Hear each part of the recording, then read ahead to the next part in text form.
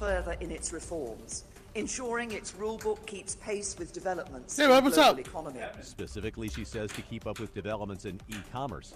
Energy Late getting Secretary here, Rick but I made Perry it. is launching a $3 million Late getting here, prize but I made it. competition to re-energize solar manufacturing Just in this in country. time. The solar energy competition follows a White House announcement Anything this goes week wrong on that the a trip, 30% I'm tariff doomed. is being applied to foreign-made solar panels. The Energy Department says the $3 million prize is intended to serve as an incentive to entrepreneurs to develop new processes aimed at reasserting American leadership in the solar marketplace. China and Southeast Asia dominate the global solar panel market. Lisa Carter, NBC News Radio. And mortgage rates are rising, but so are mortgage applications. The Mortgage Bankers Association's average for a 30-year fixed hit 4.3%. Well, I torpedoed Tulane this last week, the night. highest Yeah, you level did. since last March. Yeah, you did. We But actually joked about that a couple applications minutes ago. rose 4.5% overall, led by purchase back, apps. buddy. Analysts say people are afraid rates will soon go Sound a beyond little their better than I relatively did. low Yeah. levels soon, Looked a and they're little bad, locking them right. in before it's too Got late. a little more pep in your Consumer step, and business buddy. news, Joe McConnell. He got all the good NBC drugs. News Radio.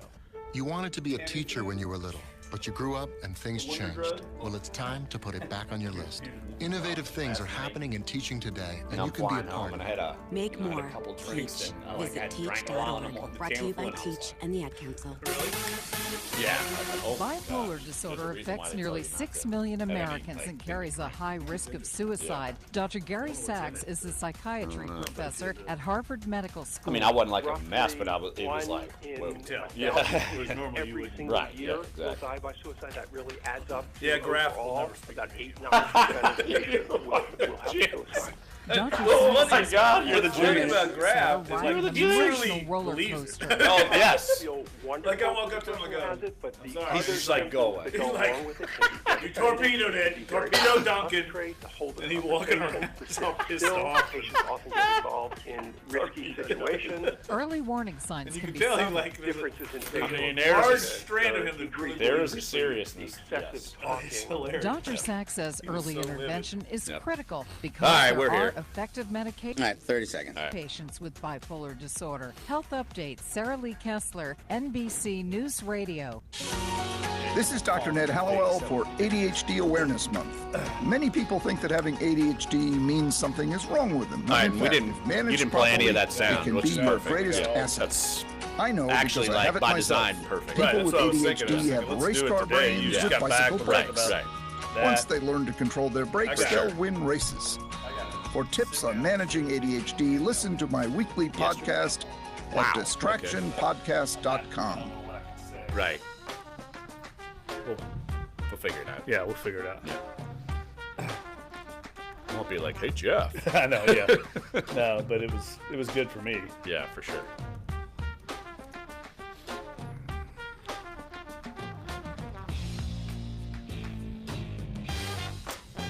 Duncan Holder, I'm back, people.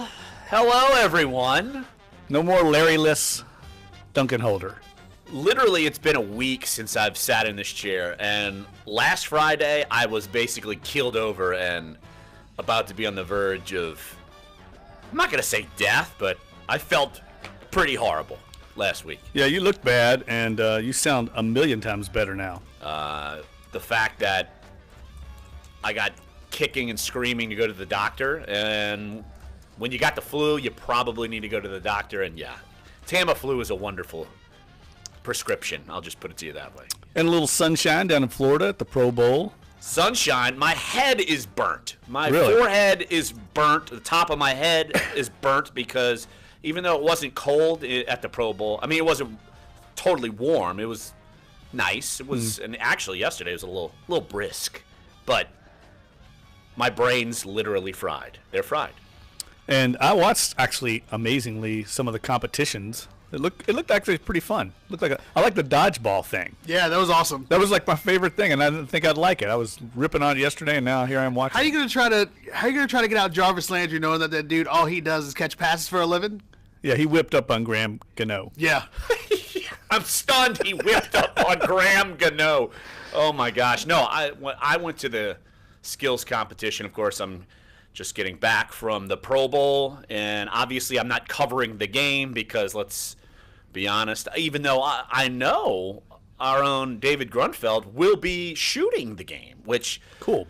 You've got all the Saints coaching staff, the players. I mean, it's worth it for that, for photo ops, and to probably do some fun things. And so that I'm all in for. But, yeah, it's I went to the skills competition, and, of course, it's made for TV, which means you can't tweet any results. You can't do this. They even announced to the crowd, do not tweet the results or report the results of what happens because it's going to be on air tomorrow night. Oh, so you had to embargo the news. I'm sure humanity did not abide by that. I don't know, but who? Yeah, like who cares? Who's really going out there and wondering which kicker's going to win the tic-tac-toe? Chris Boswell or Graham Gano? I'm mad at Larry Holder for breaking Kicker that battle. news. But here's the thing: I went out there so early, and I stayed to watch 2 quarterbacks throw in the competition, and then I left. And that was the first event. I said, I'm not dealing with this. I'm not sticking around. So how many people are at this thing? Are there a lot of fans or let's hundreds? say, How would you? I would say hundreds. That's about what I would think. It's not like they have these big bleachers. You're not in a stadium. I mean, they basically just throw some bleachers on the side of a field and spruce it up. You know, I don't know, 500 people. How were the Breeze Boys? Did they perform their task? They ran amok. They just no regard for practice. They're running team drills and they're just running through them. With no regard for their own well-being. I mean, poor Drew, he's in a huddle and they're running around. One might have water, one's without a shoe. You never know what's going to happen. So, yeah, no, it was actually cool. It wasn't just the Breeze Boys. There were other kids running around. It was a cool setting. Like, I'll be honest with you. My expectations were not all that high when going to the Pro Bowl, considering it's basically a joke of a game and this, that, and the other. But going out, you could see how some of these guys, and we're going to play some interviews I did. One I did with Cam Jordan, and we'll play a couple of sound bites of interviews because here's the thing. I interviewed Mark Ingram, but interviews sometimes get sidetracked at the Pro Bowl, so I had to cut it up because people come up and it's fun and games. And so interviewed Mark Ingram, also interviewed Michael Thomas. We'll play some of that. And, by the way, Michael Thomas won part of the skills competition last night, which is a surprise to no one because over the weekend I'm going to be writing a column about how Michael Thomas is taking this Pro Bowl thing way too serious. If he doesn't win the MVP, he's going to be pissed. I'm convinced. Oh, he's into it? He's gotten into it? Oh, yeah, there's always that guy. I saw your interview with with Drew, and I almost didn't watch until the end until you asked about Michael Thomas, and he was like, "Oh no, he's taking this so seriously." It's like, okay, great. So he's gonna be that dude this weekend. Yeah, that dude, exactly. There's always that guy. And Mike Thomas he's that guy. Yes, you'll hear his reasoning for being that guy later on in the show. Good. I want to hear it. I'm looking forward to. I've been looking forward because we got these yesterday and we wanted to hold them for today. Well, you decided to come in and dominate the shows while I was gone. Well, I didn't even want to come back. It was partly out of fear of not having anybody here with me because there was a point yesterday, actually 2 days ago, where I was going to be me solo for 2 hours, and I thought, that's not going to work. Why not? Dave would have had to carry me. Dave would have been probably broken his back from carrying me for 2 hours. But Brett the model, you're my brother. Thank you, bro. And Brett the model Martell filled in admirably. I couldn't believe it. I was a little worried that Brett wasn't going to be up to the standard, but up to the standard of what, being a buffoon? I think Brett ups the ante. I'm the buffoon factor. He ups the ante. He at least comes in with, intellect. Like, I went to LSU. He went to Boston University. I'm going to put him, admittedly, in a higher intelligence level than me. I'm just going to do that. As far as, like, in general life. Like, I would say maybe I'm a little more street smart because I'm so tough. But so tough. He is definitely an upper echelon as far as intelligence level. I have no problem admitting that. For your ego boost here, it did take about 4 people to replace you. We had Amos one day. We had Jim Derry. We had like 4 or 5 people. What's going on I don't over know. there, Cocky Clyde's over here ruining the show again. How does it feel? You're do I have to do like I do to Jeff and lean over and press the mute button on his Don't you come over here. You're going to come back with 5 fingers. Cocky You feel me? On the Friday. Sorry. Obviously, today is everybody's tweeting out this video about talking to the king of Barkus. Mardi Gras time, baby. I believe That's the right. king of Barkus is our very own Tim Williamson's dog. Really? Yes.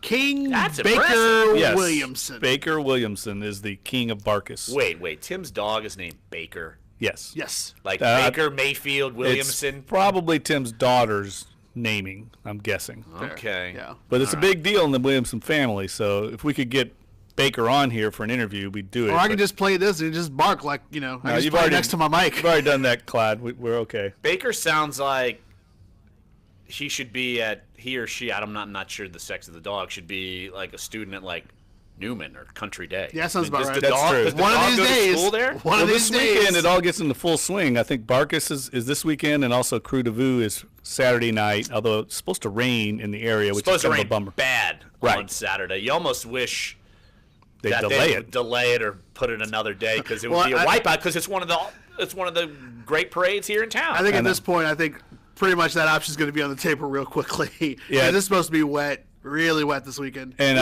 which makes it good for sports. Pels play tonight at home. Big game Pels tonight. play on Sunday Am at I home. supposed to get on the bandwagon again? I've seen they've won 3 in a row. Well, this is what happens when you leave. We think this is all because you were not involved in any of the talks, so now they're going to do well. Big gauge game tonight against the Rockets at home.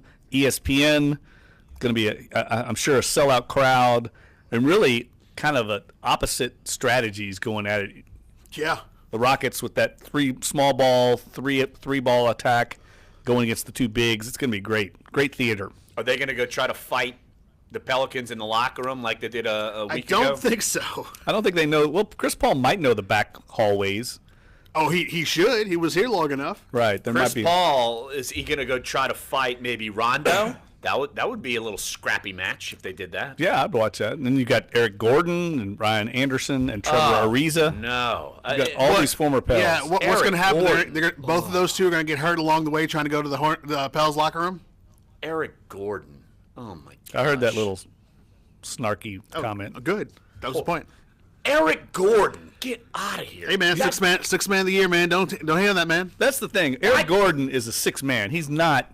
Remember when they got him in the trade with the Clippers? Of course I mean, remember. He Oh, was supposed to be so their bad. centerpiece. I was still doing radio at that point, and we had unabashedly crushed him because he deserved to be crushed. But it's not his fault. Deserves He's to be not the crushed. centerpiece, although he was hurt a lot.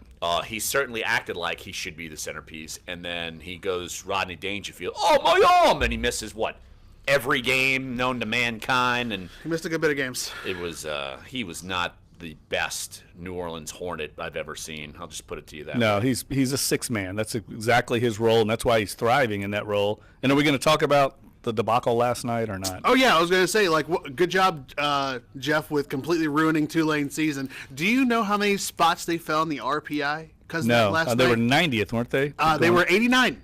What That's are where they are. 128. Wow, that's a big South drop. Florida is in the 250s. Well, yeah, I found out last night that's the first win South Florida has had outside the state of Florida since 2016. So it's been 2 years since they've won a game outside the state, a true road game. It's insane. This was a team that lost to East Carolina, the second worst team in the American Athletic Conference, by 38 points. Mercy. But it was one of those nights, man. It was just one of those nights. Tulane couldn't get anything going. They probably underestimated South Florida, who came in 0-7 in the conference. And South Florida got a little confidence, and that's basketball, man. All of a sudden their threes were falling. Tulane couldn't buy a bucket. It was just a grind, and by the time they tried to rally, it was way too late.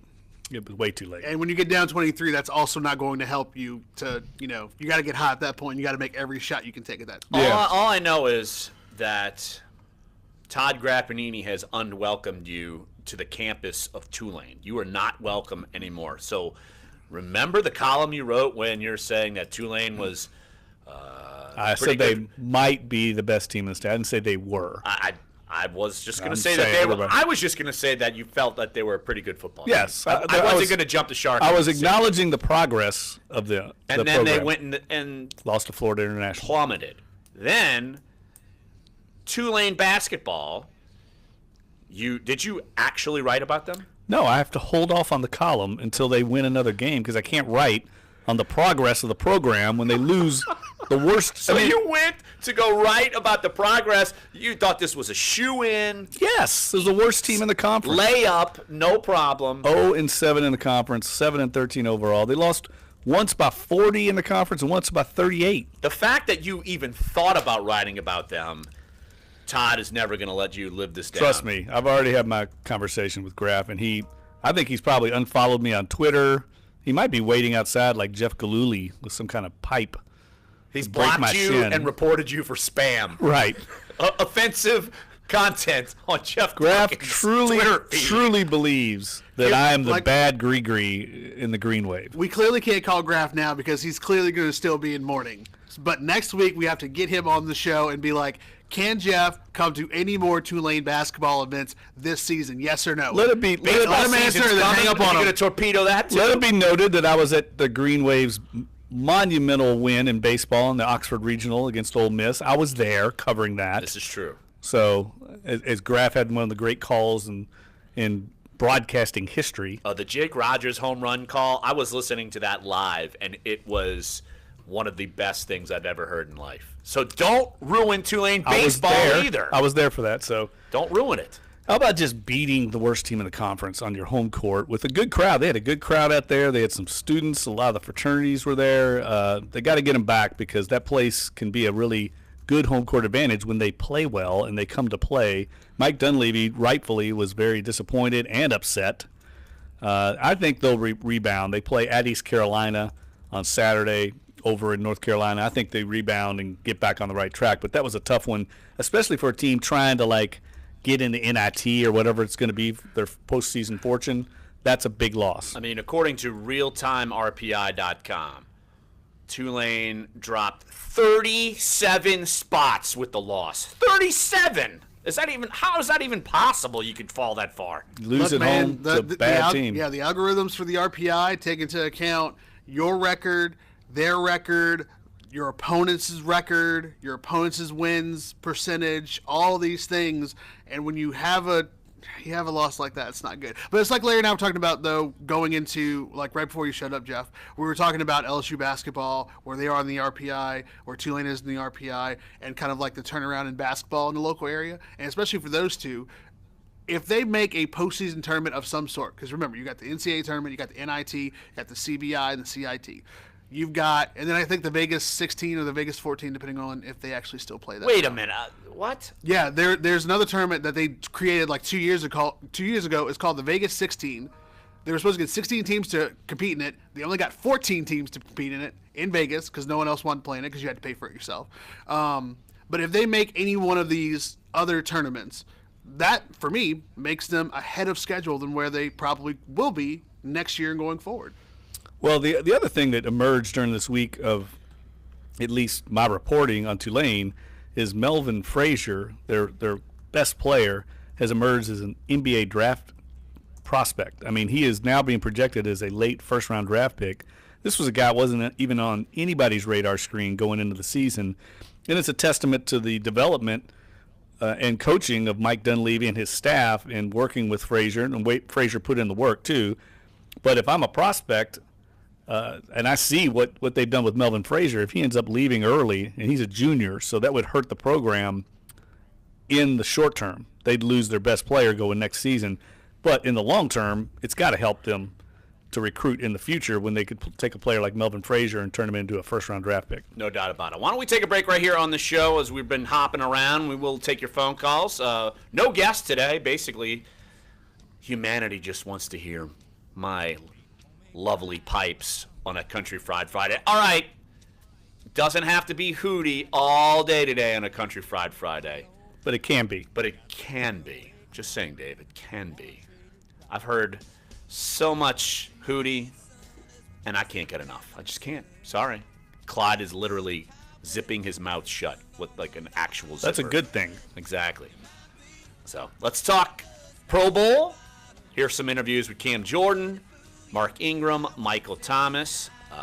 Pelicans, are they for real? We'll talk about that coming up as well. Again, your phone calls 504-260-1280 is the number to get involved here on Sports 1280, NOLA.com, and the iHeartRadio app. Duncan Holder.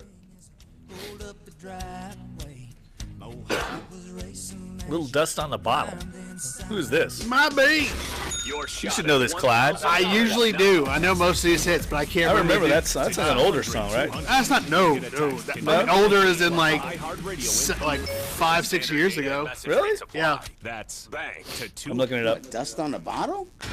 Yeah. Isn't that old? 10 years old. It hasn't been. Oh yeah, you're right. It has been 10 years. I was in Missouri when that song came out. 1994. 20 years old. Yeah, there we go. Thought it was old. Clyde, stay in your lane over there. Just say who sings it. Stay in your lane. Just say who sings it. Stay in your soccer. Say who sings the dang song. David Lee Murphy. That's it. Hat. Yeah, the guy with the cowboy hat. That really narrows it down, dude. The album is Out with a Bang. In case you wanted to know. There you go. I gotta tell you, he looks like a cheese ball. Surrounded by a highly capable, as most country artists do. Then and now. What it took to get here. Ball of the cheese. new Ram Limited Tungsten, the most luxurious Ram truck ever. Ram is a registered trademark of FCA US LLC. Mr. Ed's Seafood and Italian Restaurant, serving the best fried chicken in town. Fresh Louisiana seafood. Eric's got a little bit of a Italian dishes. Corey Johnson lilt to his voice here. Yeah, right. Like I can't keep figuring out which one does which because I just think it's funny when they talk about a restaurant, they go into a different voice, like a different inflection. It's like they just talk in their normal voice. Instead, it's going to be this. You're going into this restaurant. It's so nice. It's so nice. Everything's great. Food. Almondine sauce. Eric just went into one on Mr. Ed's. It was a similar kind of. And we're all sitting here like, Jesus. Their voices change when they talk about a restaurant. It's crazy. The likes of Anthony Davis and DeMarcus Cousins among those that Curry will battle with: DeMar DeRozan, Giannis Antetokounmpo, James Harden, and Joel Embiid. Oh, yeah. Triple-double, meanwhile, for Kevin I'll take Durant. LeBron's starting lineup over. Oh, dude, they're going to dominate. That's good talk fodder. That's good talk fodder. Yeah. Because LeBron pretty much picked almost like all the West starters and then like one dude from the East. Well, aren't they all Nike guys too? Yeah, I think so. Shocking. Yeah, oh boy. Took care of all of his boys. I mean, come on. To be able to do different things to win basketball games. The Thunder have won 6 in a row. The Marlins Thunder are hot. That's where the Milwaukee also reportedly agrees Pelicans are doing well, but everybody around them is doing well. So they're just keeping pace. That's all you do in the. I mean, that's all you can do in the West anyway. Just keep pace. Right. 30 seconds. Send that will help people the most. All right, what do you want to talk about here? Want to do Pro Bowl? Yeah, well, actually, you know what we probably should talk about here? Actually, if you send a monetary donation, about you send Dan all these Campbell. things. Even a small donation can make a big impact and can quickly become exactly what people affected by disaster need most. Where is he? In Vikings? the wake of a hurricane, your monetary donation can make a huge difference to those. That makes a lot of sense to me. Visit supporthurricanerelief.org. That's I just don't see him as an offensive coordinator. Right. That's weird. I don't know. This is more like a strength coach.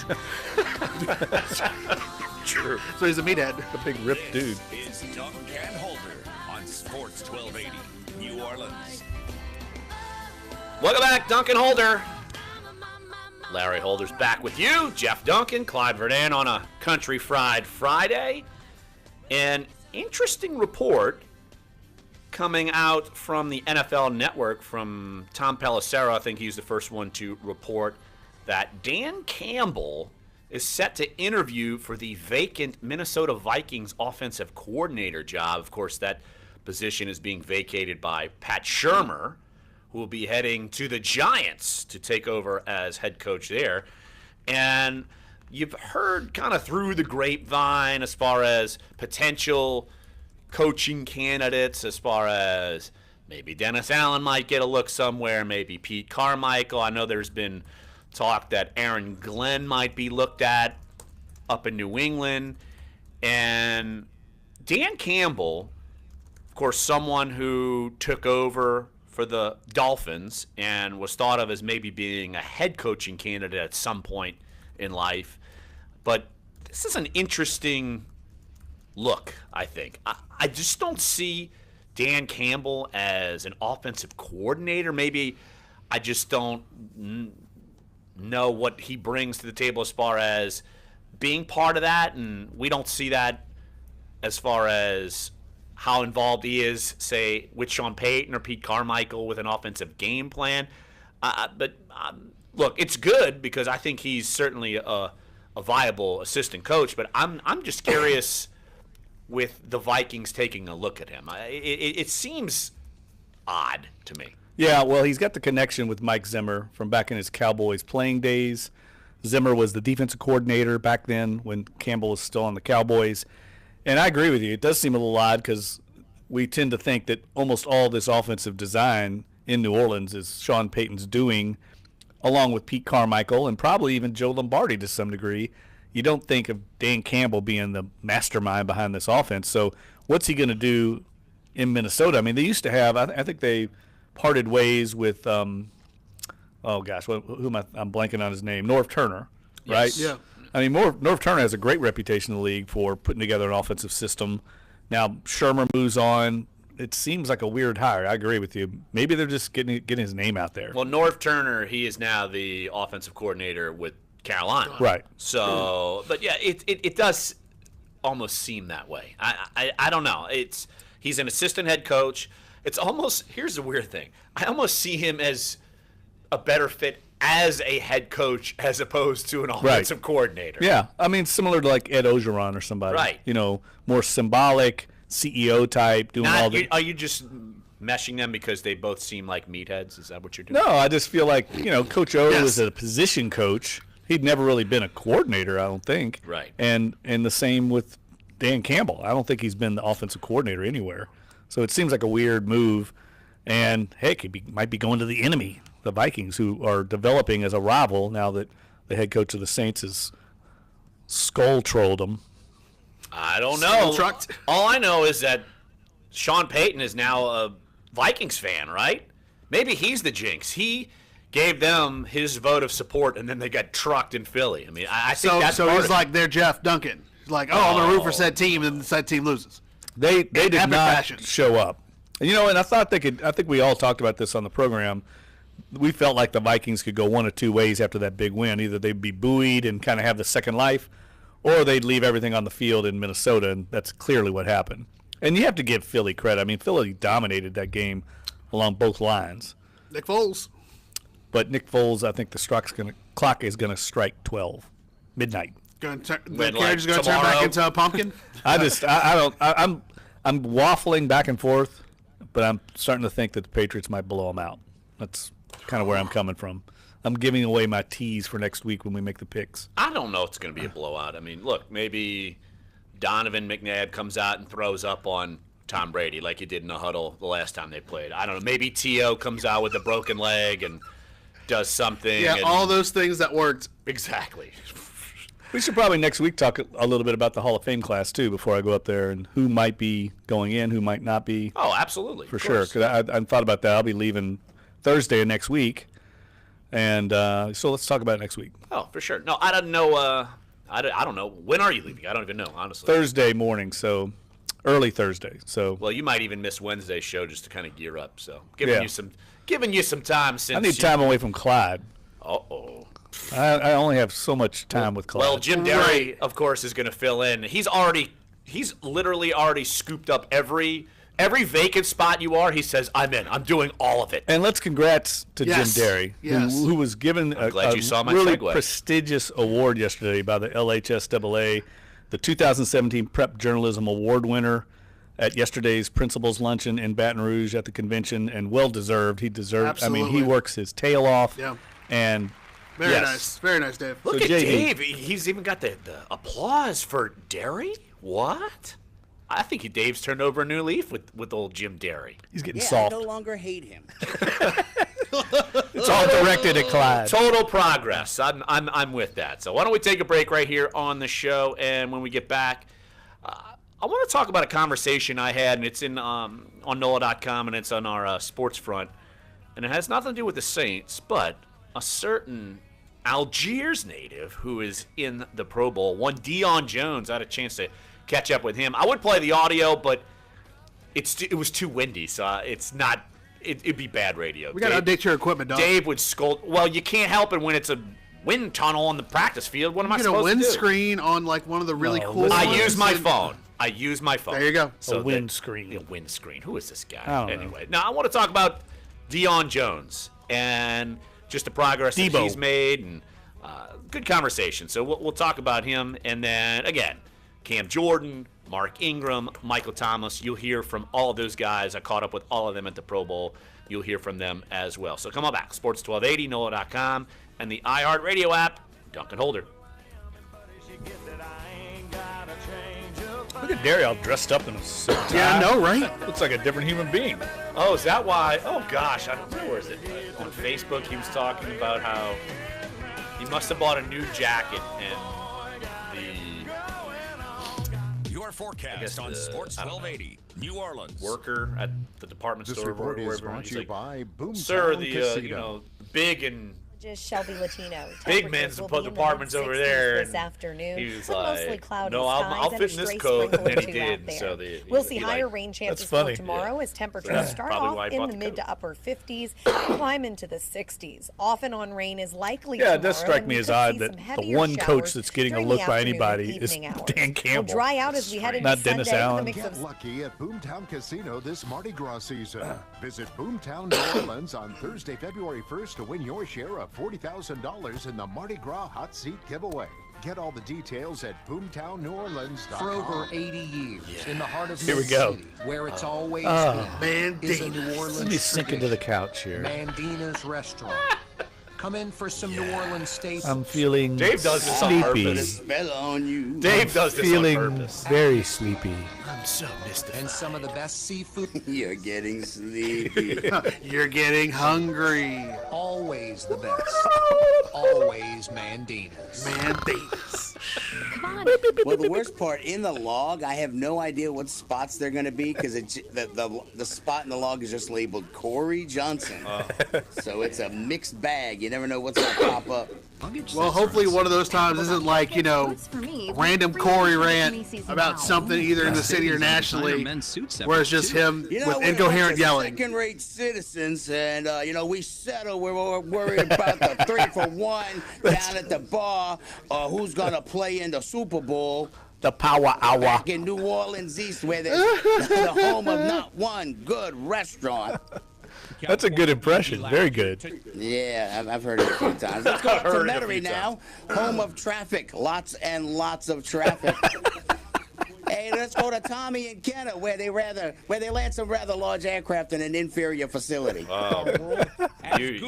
Dave, you need to get out. He was on a rant this week about Amazon not coming here. He was like, we weren't even in the mix. He was just going on and on.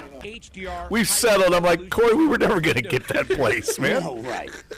Amazon moving to New Orleans. Websites that autoplay videos on a permanent basis. Eric also gets outraged. It's hilarious. Makes for good radio. The year of outrage. Hot, you all right? You almost broke your arm over there. Instagram, where the process takes one step. Tech report. Hilarious. There we go. He did it again. When it comes to parenting, there are no This perfect table is so answers. That's stupid. okay, because you don't have to be perfect to Clyde's be a breaking perfect down over parent. there. Teens in foster care will love you just the same. I just need to get to the weekend, man. I just need to get to the weekend, bro. AdoptUSKids.org. A message from the U.S. Department of columns Health and Human in this Services, Adopt U.S. Kids, and the Ad Council. New Orleans Sports Talk about your favorite teams. Sports 1280. Luke Bryan.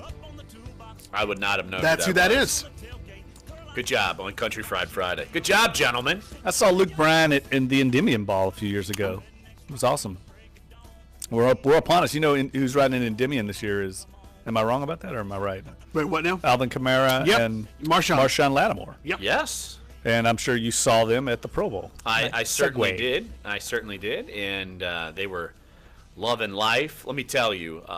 Happiest place on earth, man. Alvin Kamara and Mark Ingram were the life of the party. And it's hilarious. You look at all the pictures, and I was able to get some video of them piling up and getting into a picture. And Clyde, I think you're going to appreciate this because Jeff is going to have no earthly idea what I'm talking about. Yeah. Some wrestling reference here? No, but they took a picture, and I feel like they are the newest band straight out of South Park, Faith Plus One. Yes, absolutely. Faith Plus Oh, my One. God. Jeff would have no idea what Faith Plus One is. You're correct. No idea. That'd be the best thing to come out of that group in a long time. I was actually thinking about that on the way here. Us three could be Faith Plus One. We could. And not going by racial stereotypes, Clyde, but of course that is part of the Faith Plus That's One. part of the thing. So I'd have to accept that role. You would have to be able to pick up a bass guitar and just immediately know how to play it. Which pretty much I could do. So you can. Like, yeah, that's actually like not gonna lie to you. Like if you gave me a bass right now, I could get you some stuff right now. Okay, Jeff. So to explain, What am I? Explain Who to am you, I? And what is this? Well, you would be Cartman. Absolutely. So of there's course. a band. Exactly. So it's a band. It's 3 guys from the from South Park, Faith Plus One. One of them is Token. Clyde, what do you want me to do? What do you want me to do? You would be, of course, Cartman. Of course. Oh, of course. Yeah. And that would leave me to be Butters. Well, I'd rather be Cartman than Butters. That's the problem. I have to be I Butters. didn't know this was a South Park thing. I love South Park. I watch South Park all the time, so I'm surprised I didn't see this one. Wow, Jeff actually being hip. Goodness gracious. But you don't know what Faith Plus One is. No, but now I'm going to go watch that episode. You should. And it be sounds appalled. Right up my alley, though. I love that kind of thing. But yeah, all the guys, Sophomore they're all piling in and doing the pictures. And of course, Sean Payton's got to butt his head in. He's like, I'm part of the players. Why can't Kevin, his cord guy, why can't he get in the picture? But Sean's got to crash the party. Come on. Kevin, his cord guy. Yeah, Kevin the cord guy. That's the column I want to write one day, although Kevin will never, ever make himself available for fear of retaliation and fear of unemployment. I chatted with Kevin because it's laxed. Right. I was able to chat with him while I was there. But people don't know what we're talking about. Kevin is the guy that carries Sean Payton's headset cord out at the games. You've probably seen him and wondered, why is Kevin even there? No other head coach in the league Put a name has a with, Kevin. with the face. So that is Kevin. And Just everybody know. Really funny thing, if you're really hardcore Whodat and you've got the Saints Vikings game on tape and you feel like, I don't even know if it's the Vikings game, it might have been the Panthers game. It's one of those two games. There's a play along the sidelines where Sean Payton loses it once pass interference call. I think it's the Vikings game, and he bolts down the sideline to yell at the official. And Kevin, let his focus lapse for a second, and didn't realize Sean Payton was racing down the sidelines, and he had the cord, and he gets yanked down there. It was like somebody walking their dog in the park, their big, boxer. And he gets yanked down. He's bumping into players on the Saints sideline. It's hilarious. Nice. Poor Kevin. The hazards of the job of being the cord guy. No, but he was not having to hold the cord during practice. It was quite lighthearted. It was okay. Kevin was able to relax. Heck, Jay Romig even looked relaxed out there. He was on the sideline. What was Jay Romig doing down there? He had to coordinate everything. What do you mean? It's like the whole Saints staff. It's as if it's Saints practice, except there's only 7 players, and you got all these other superstar players. But yeah, it is a Saints practice outside of the other, 40 players or so. Wow, I didn't realize they had that many people down there. Oh, training staff, equipment staff, you name it, they had it all. And actually, Sean Payton, when I talked with him on Wednesday, was talking about how you have all this, and yet his main goal, and he encouraged it to all of his players, and not just his players, but everyone on the NFC, to basically reach out and chat with a guy you don't know, because you don't know everyone there. Now, Drew Brees, he probably knows everyone there, but like someone say, like Deion Jones, he doesn't know many maybe people there. Breeze needs to reach out and find out how he's in his head. That's what I wrote about. I asked Deion Jones, I said, how do you even come to New Orleans given that all you do is victimize poor Drew Brees? That's all you do. That's like his life. He's picked him off 3 times. It's amazing, isn't it? In his 2 years. It's amazing. No, and Sean Payton actually name-dropped Deion Jones as one of the players he wanted to get to know at the Pro Bowl, because maybe he's trying to work his magic when he becomes a free agent. Maybe he can come to the Saints. But no, I had a chance to catch up with Deion Jones, of course, all kinds of local connections, Jesuit alum, LSU alum, and unfortunately for him, Falcons linebacker. But he's been a stud. Like, he was great to talk to, and it's funny because Pete Prisco walks up. Of course, Pete Prisco from CBSSports.com has been on our show a few times. And Pete walks up and points to my hair and starts saying hey, you want to hear the story about why he has no hair? And I was like, thanks, Pete. So I've got to tell Deion Jones the story. And Deion says, I didn't think the Saints would be that good either. And I said, do you think I did? And he started busting out laughing, of course. And again, go check out my story. Just a little short piece on Deion Jones at NOLA.com and in our sports section in the Times-Picayune. And the best/worst part of the conversation was, he kept kind of referring to that, you're the Saints, New Orleans guy, whatever. And I ended the interview. I was like, look, I'm not Saints guy, but I said I am absolutely a Rummel guy. And we were shaking hands, and his hand went basically just limp, dead armed, and he just looked at me and he says, "We can't be friends." Obviously, which I'm sure you get very often for other reasons. No, because he can't handle a Rummel guy being so awesome, and he's went to Jesuit. Whatever. Lame. I just went to Jesuit earlier this week. Jesuit's pretty awesome. What? It's pretty awesome. I'm not gonna tell you. I'm not gonna lie to you. He better be careful. Yet, yeah. Deion Jones better be careful with Sean Payton. I told the story this week about how he milked Jared Allen for some inside information in the first Pro Bowl, duped him into telling him what was the most effective blocking technique against him. Jared Allen said, I don't like to be chipped by a tight end in the back. I mean, it's the worst thing. I'd much rather be double-teamed by offensive linemen. I can get around those guys. And then the next time they played the Vikings, that's all they did to him. So Deion Jones better be careful because Peyton he's wily. Here's what's funny now that you say that. He was milking it up with Earl Thomas a lot. He said he was talking with Keanu Neal. I saw him yuck it up with the Carolina Panthers guys. Thomas Davis. He was milking it with guys within the division. Interesting. I think that's smart. Or maybe he's lurking around. I don't know who's a free agent and who's not, but maybe he was lurking around saying, who's going to be available come March? Let's reel him in. I guess he wasn't mucking it up with Devonta Freeman. No, well, he's not there. I know. He's not there. But my point is, thankfully, he was not there choking it up. Now, people were asking him, Tampa media was there, and they were asking him about Dirk Cutter and the flare chops. And again? And did Peyton respond? I don't know what he responded. I just saw it on Twitter. Well, and people were asking Marshawn Lattimore about Mike Evans, and he wasn't having anything of that. Now, I did ask Michael Thomas about Xavier Rhodes, so we'll bring you that because their relationship isn't as frosty as it used to be. Everybody's friends down at the Pro Bowl. And I got a little nugget about Xavier Rhodes. All right, so we'll get into that. We'll play Michael Thomas, a couple sound bites from him when we get back. So why don't we take a break right here on the show when we get back? I know we got a phone caller, so we will take that as well. 504-260-1280 is the number. So we'll hear from Michael Thomas, and then we'll hit the phone lines also when we get back. So come on back. Sports 1280, NOLA.com, the iHeartRadio app. We're Dunc and Holder.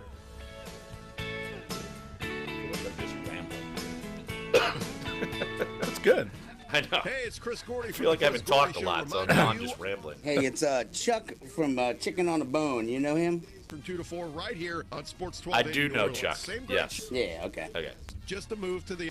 Yeah, I can't remember if my band played with him, and I think we did. I think we opened up for him or vice versa. Then head over to Maurice French Pastries, 3501 Hesper or 4949 West Napoleon or MauriceFrenchPastries.com. How about a traditional New Orleans king cake with a cinnamon smear? Then iced top with purple, green, and gold sugar. Cinnamon smear. I'd like a cinnamon smear on there, please. I'm so hungry. King cake with your choice of delicious fillings. Just rub Shipping that cinnamon available. smear all over my chest. 1526. That's Maurice French. We've lost it. Oh my! Is YouTube on? Yes, it's on. They're not gonna know what the hell's going on. Just lather me in cinnamon smear. Included in the U.S. to make a difference in a child's life. Go to SOS USA. Imagine an almondine smear. An almondine smear. I love that Tung Joe sauce. God, y'all haven't heard his Trey Yen spots, huh? Yeah, oh yeah. Oh, okay. 50,000 Chinese restaurants. What I love is how he follows up with it. He goes, and GQ or whoever it was picked the top 50. Trey Yen made the list, which means they obviously made it toward the bottom. Right. Because he would have said if they were like 8. So is he Chuck saying he's claiming Algiers? Yes, he is. All right. Actress will also. Hey, you know, and I hate to break it to you, pal. Algiers had a boil water. I ban the past know. 2 days. Trust me, I know. What? You were talking all that smack. I mean, yeah, he was. I With was. country star Chris Stapleton. Timberlake taking to Twitter confirmed. I mean, that's when you know reports the two are going the to end be of the working world's coming, together. when This is the Algiers has a first time boil Timberlake water and Stapleton advisory. have recorded we're- together, but not the first If we're time immune they to one have thing, that's performed. it. They shared the Nope, stage at the no more. 2015 CMA Awards. Magician David Copperfield denying allegations of sexual assault. According to a report in The Wrap, a 17-year-old aspiring model claiming Copperfield drugged and sexually assaulted her in 1988 after she competed in a David contest Copperfield. that Copperfield judged. The magician in a statement. When's it going said to he end? supports the All of our Me Too movement, heroes. but Yeah, right. cautioned against I rushing saw to David judgment about Copperfield false in Melbourne, allegations. Florida. That's entertainment. Jennifer Bolsoni, NBC I was News spellbound. Ever since I met you, girl, you've been on my brain. This is Duncan Holder on Sports 1280 New Orleans. Let's hit the phone lines. 504-260-1280 is the number to get involved. Let's go to my neck of the woods, Algiers, and talk with Chuck. Hey, Chuck, thanks for calling Duncan Holder. What's up, bud? What's up, Larry? How are you? Chuck. You had an opportunity to interview a Jesuit Blue Jay, and you didn't even ask about why there are no stairs at Jesuit. Oh, boy. I mean, come on, dude. Chuck. Oh, Chuck, Because the little Chuck. ferries can fly, man. Oh, You know, Chuck. I mean, that's a whole Holy Cross joke. Oh, Chuck. Oh, boy. Lowest common denominator over there. Oh, boy. I don't know the joke, but I assume we can't repeat it on the air. I think we're going to leave it at that. That's what I assume. Exactly. But, Chuck, what's up, man? Yeah. Oh, same old stuff, Larry. You know, I mean, what is your vibe about the whole Pro Bowl thing, man? With the Saints players being down there, you know, I really think that we're well represented. I watched a little video.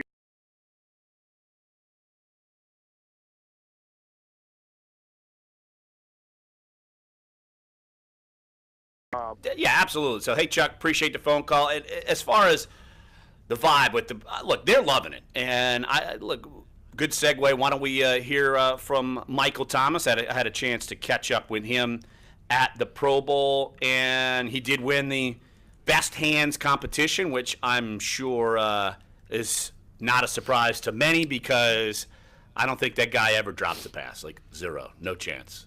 No, Ted Ginn Jr. didn't win that? He hasn't dropped too many passes this year. Come on. Dropped some balls, yeah. Well, He dropped them. One or two.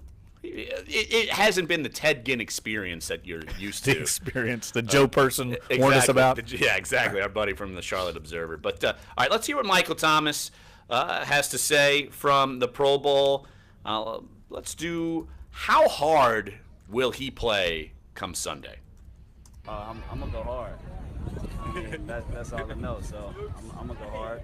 I'm not going to pump myself up or hype myself up, but I'm going to do my job. I get the sense you're going to be a little too intense. I think you're going to be like game day Mike, like it's. I mean, at the end of the day, it's for the it's for the fans, the experience, the kids. So if that's, I want to give them the most because these guys don't get to come to New Orleans or come to our games and see us play, but they're here, so I want them to see me in real life and know who I am. I don't want them to, ever get confused of how I approach this game. I want to lead by example. There's kids that look up to me, and I'm able to come out here in front of them and show them how I work, how I got to this point, and I mean that's what I love to do, lead by example. Now you're going to do the skill position thing, right? Yes, sir. You're ready to go? Do you have any intel of what it is, or what? Well, it's a combination of a couple of different events, and it's going to be exciting. It's going to be competition. I'm surrounded by a great group of guys on my team, and we're just going to go out there and have fun, smile big, and try to win. Smile big and try to win. Big. Well, guess what? He won. And I think you could harp on, it's just an all-star game, whatever. I like his message there that he wants to show the people who admire him. Look, he's second-year guy, second-round pick. He's not exactly, with the silver spoon, and worked his tail off and wants to prove it to America in the NFL All-Star games, which I think honestly is admirable. It goes back to the old Joe DiMaggio line. I think he said he played hard every game because he knew there was somebody in the crowd that was seeing him for the first time, and he wanted to give that fan their money's worth. And I've always felt like that was an admirable way to attack your job. Sometimes I wish more athletes would recognize that, because in this day and age, it seems like with these long seasons, players are having to take more time off just to conserve their energy. And you look at how he got there and just the numbers he's put up, and he's not someone who is as flashy as, say, like an Odell Beckham. And, he's not having to go and earn his name by crazy hair and wild antics. He's workmanlike and very much from, say, when we were covering the team and they had Marcus Colston. Yeah, mentality. That mentality. And yet he's more productive than anyone we've seen in the first 2 years of an NFL career as far as that wide receiver. And I think, the concern we have, we've talked about it before, the reason you can't just say year to year, okay, the Saints should be better next year because they've got a young core, blah, blah, blah, is you just don't know if the young players that have immediate success, the way Lattimore, Kamara, Michael Thomas have had immediate success, if they will continue to work once they've had that success. I don't get the sense that Mike Thomas is going to let his foot off the accelerator at all. He seems like the kind of guy that's striving to be great, and I'm not saying the other guys aren't, but I know Mike Thomas enough to feel confident he's going to continue to put in the work and continue to strive no matter what he accomplishes, Pro Bowl or whatever. And I feel like most of this class has that, but you just don't know. You don't know how Alvin Kamara is going to react. A guy that, wasn't even a starter in college, and all of a sudden he's going to be the Rookie of the Year or he's a Pro Bowler. How does he react now to an offseason where everybody's going to be after him and in his business and wanting to put him up on this pedestal? Is he going to have the same work ethic? That's something I don't think anybody knows. And it's interesting because he was asked also while I was there about any advice to give to, say, someone like Alvin Kamara and Marshawn Lattimore now, going from year one to year two, that they're Pro Bowlers. And I don't have the soundbite, but I do have the quote. I'll read it. And his advice, and it goes exactly to what you're saying, Jeff. His advice to them was, keep going. You've put yourself in a position where guys are going to fear you and study more film of you. Just elevate. Don't change what you did to get here. Just elevate it. And I think you saw it from year one to year two when, say, Brandon Cooks is gone. He was able to elevate because he was the focal point, and he still had a phenomenal season. Well, a good example of that was Delvin Breaux when he came in, had that really good there were no expectations for Delvin Breaux. He came in and I think surpassed all expectations, but Keenan Lewis was the main corner that year. And then when Keenan Lewis was out of the picture, Delvin Breaux suddenly became the number one guy. It's a totally different world being the number one corner going against the top receiver on the other side. And he struggled a little bit, frankly. And so it changes. And Alvin Kamara is suddenly going to be the focal point of all opposing defensive coordinators that play the Saints next year, this offseason. And frankly, it kind of started happening toward the end of this year. He wasn't nearly as productive toward the end of this season. I don't think he had very many breakout games down the stretch the way he was there in that middle run when the Saints won 8 in a row. Right, exactly. People started kind of keying in on him. But, yeah you got to have to work around that, and that's something I'm curious to see. But as far as Michael Thomas and the last time we saw him playing, he was going up against Xavier Rhodes. He and Xavier Rhodes almost got into a big old brawl with the hit on Sendejo. But you go to the Pro Bowl, and all is well. So let's hear what Michael Thomas has to say about now being, at least for a week and an all-star game, teammates with Vikings cornerback Xavier Rhodes. Marshawn was even talking about how, like, it's a different atmosphere out here. Like, a week ago, you and Xavier are going at it. Now y'all are dapping each other. I mean, is that kind of squashed? And When this cut ends, we'll have about a minute. Okay. You know, football, you play coverages and stuff, but I was a basketball guy growing up, and, you know, when you watch basketball, it's a lot of one-on-one situations, and how I picture it in my head, you know, Xavier is a great talent. He works hard. He does his job. He's a professional, too. And when, like I tell people, it's like when AI went against Jordan, or Magic went against Jordan, or Jordan against, or, you know, like those type of talents one-on-one. You got to handle your business at the end of the day, and we'll figure it out. But now they're on my team, and you have to respect game, because those are the guys that keep you honest. Got to respect game, Jeff. Got to respect game, but I like that line. Yeah, but it's you could tell like it calmed down. Even Xavier Rhodes, weren't they going at it on Twitter, and then Xavier Rhodes all of a sudden realized it wasn't maybe as dirty of a hit as he thought, and he kind of backed off. And so, hey, everybody's friends at the Pro Bowl. Everybody's buddies. 30. I like that though. Look, they're respecting each other, their colleagues. It's kind of what we do when we're together with our colleagues from rival papers. It's a common respect for the profession. No doubt about it. Hour number 1 is up. Hour number 2 is on the way. You'll hear from Cam Jordan and Mark Ingram from the Pro Bowl. And maybe we can talk about the XFL coming back. Yay! 10 seconds. I don't want to talk about the XFL. That's fair. Lame. That's okay, Clyde. Sports 1280 NOLA.com, the iHeartRadio app. Dunc and Holder. Hiring Ashwood celebrity chef Scott Craig of Katie. Scott, you have to be excited about Katie's expanded second floor seating. I knew what he was going to do. The XFL. I knew what he was going to do. He did it on my Facebook page. America. Are we really going to come on here and make like America. MAGA. about like I admit you have a great take a on gay joke about Katie's Jesuit? award-winning menu. Okay, folks, I invite you to dine at Katie's. Eric and I don't have to brag about the food at Katie's. The food speaks for itself. Katie's open 7 days a week in the heart of Mid-City. Well, you know, the funny part was when he called, he's like, "Hey, it's Chuck from Chicken on the Bone. Let me talk to F and Larry Holder." I'm like, "Well, are you gonna not say that?" Sure. Hey, be careful getting out of the boat. It's a kayak, Dad. I'm gonna return the kayak. Can we walk home? Oh, How about a taxi?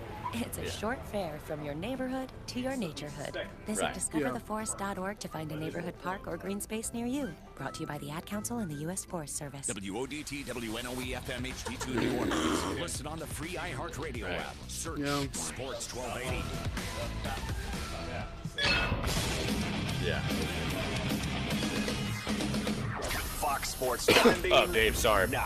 Breaking What? State No, sorry, Athletic Director Mark Hollis has resigned in the wake of the Larry Nassar scandal. The university is under investigation for its handling of allegations Nassar female athletes and girls in the U.S. Yeah, I don't recall ever having him on any show, really, now that I think about it. Along with many. Well, he's like the head of the crew of simply Choctaw. aren't the right words to. Oh, okay. Yeah. Hollis said that despite his retirement, he plans to fully cooperate with the investigations. Yeah, he made the it a NCAA crack is on my investigating Facebook page, the and I was like, UConn oh. men's basketball program for possible. This investigation not believed to be related Live and learn. into bribery at college basketball glad I programs didn't, around the country. engage. And Vince I just McMahon called him announced the the lowest common relaunching denominator of joke. I'm Deb Carson. And if you didn't get I'm that beginning was to an believe that insult, other than though, love and religion, Well. more than. All right, 4 minutes and some change. Cool. I'm John Hope Bryant, founder and CEO of Operation Hope, and we're working to expand and lift up your credit scores. Operation Hope is partnering with major financial institutions to bring hope inside to places where you shop and flock. Through the Hope 700 Credit Score Communities Initiative, we are helping people with free counseling, loan originations, modifications, and more. Go to OperationHope.org today. Nothing changes America like a role model. I had one growing up. My name is John Hope Bryant. I wear a suit today because my dad wore a suit when I was growing up. But kids want to be rap stars, athletes, and drug dealers all too often because that's what they see in their neighborhood. My mission now is to give them something different to see, and you play a role in it. It's called America 2020 and Hope Business in a Box Academy. Go to OperationHope.org today and join. Well, they don't know the yet. movement. They're not Make going back to school 2020. cool Like they're once only. again. I mean, Visit us on the yesterday's, web and that's at why. OperationHope.org. If you need a I mean, payday it's loan just funny, fast, 'cause all that try stuff lendup.com. I mean, obviously they Apply did it online in the minutes W- on your they phone, announced and it you from can the have cash in your WWE account studios, fast. no audience. Lendup.com is the better payday loan after it was with over no hidden to ask fees. questions. and Yeah, good credit I is got an not email required. like Visit lendup.com. Yeah. Lendup is a For the licensed Prescott, all the credit info. services Yeah. organization, Yeah. not So, a direct lender in Ohio but they didn't and announce any Texas, teams. subject They to didn't availability announce in your state. Any of Lendup. this idea of how the play is going to be different or how the rules The are better going to way be to different, borrow. just that's only going to be 2 hours. Airfares could be going up family-friendly, or down. no United Continental stances sparked on industry fears anything, of a quote, price unquote. war this And week then after no more announcing criminal plans records. to increase seat capacity by up to 6% a Yeah. year over the next Seriously- 3 years. seriously, That those- might that's force it, cutting dude. fares Good to luck. fill the seats. But American Airlines CEO Doug Parker tells investors airfares will have to go up to cover rising fuel prices. President Trump doesn't like multilateral deals, and he wants to stick with country-to-country agreements. I like bilateral because if you have a problem, you terminate. When you're in with many countries, like with TPP, so you have 12 if we were in, you don't have that same, you don't have that same option. But Trump also tells CNBC he would reconsider his withdrawal from TPP if it's renegotiated. Also at the World Economic Conference in Davos, Switzerland, British Prime Minister Theresa May saying countries should work together and push for reforms. The World Trade Organization still needs to go much further in its reforms, ensuring its rulebook keeps pace with developments in the global economy. Specifically, she says, to keep up with developments in e-commerce.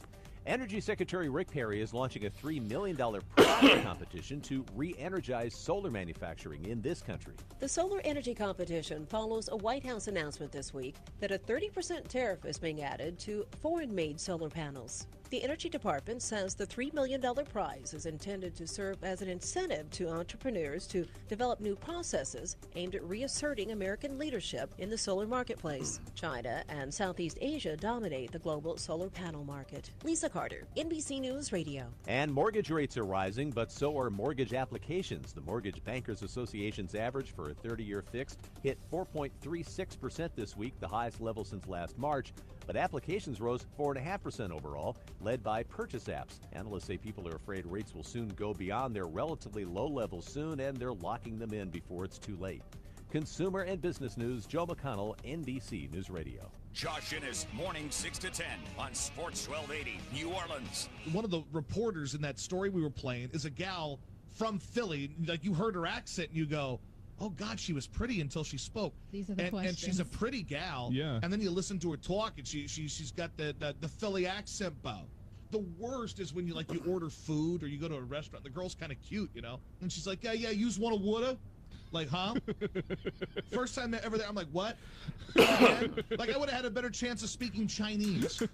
like if I understand the people at the massage place in the mall better than I understand what I'm doing. Hey, use one of woulda, huh? You don't use one of water. I think that was it Hooters that happened? Like, the chick was actually really hot. And then she comes over. I mean, and you talk about boner killer. Josh Innes, morning 6 to 10 on Sports 1280, New Orleans.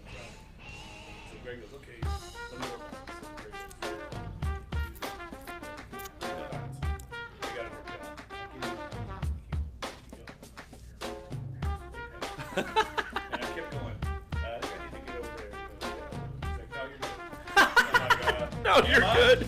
Am I? Here we go. Ridiculous.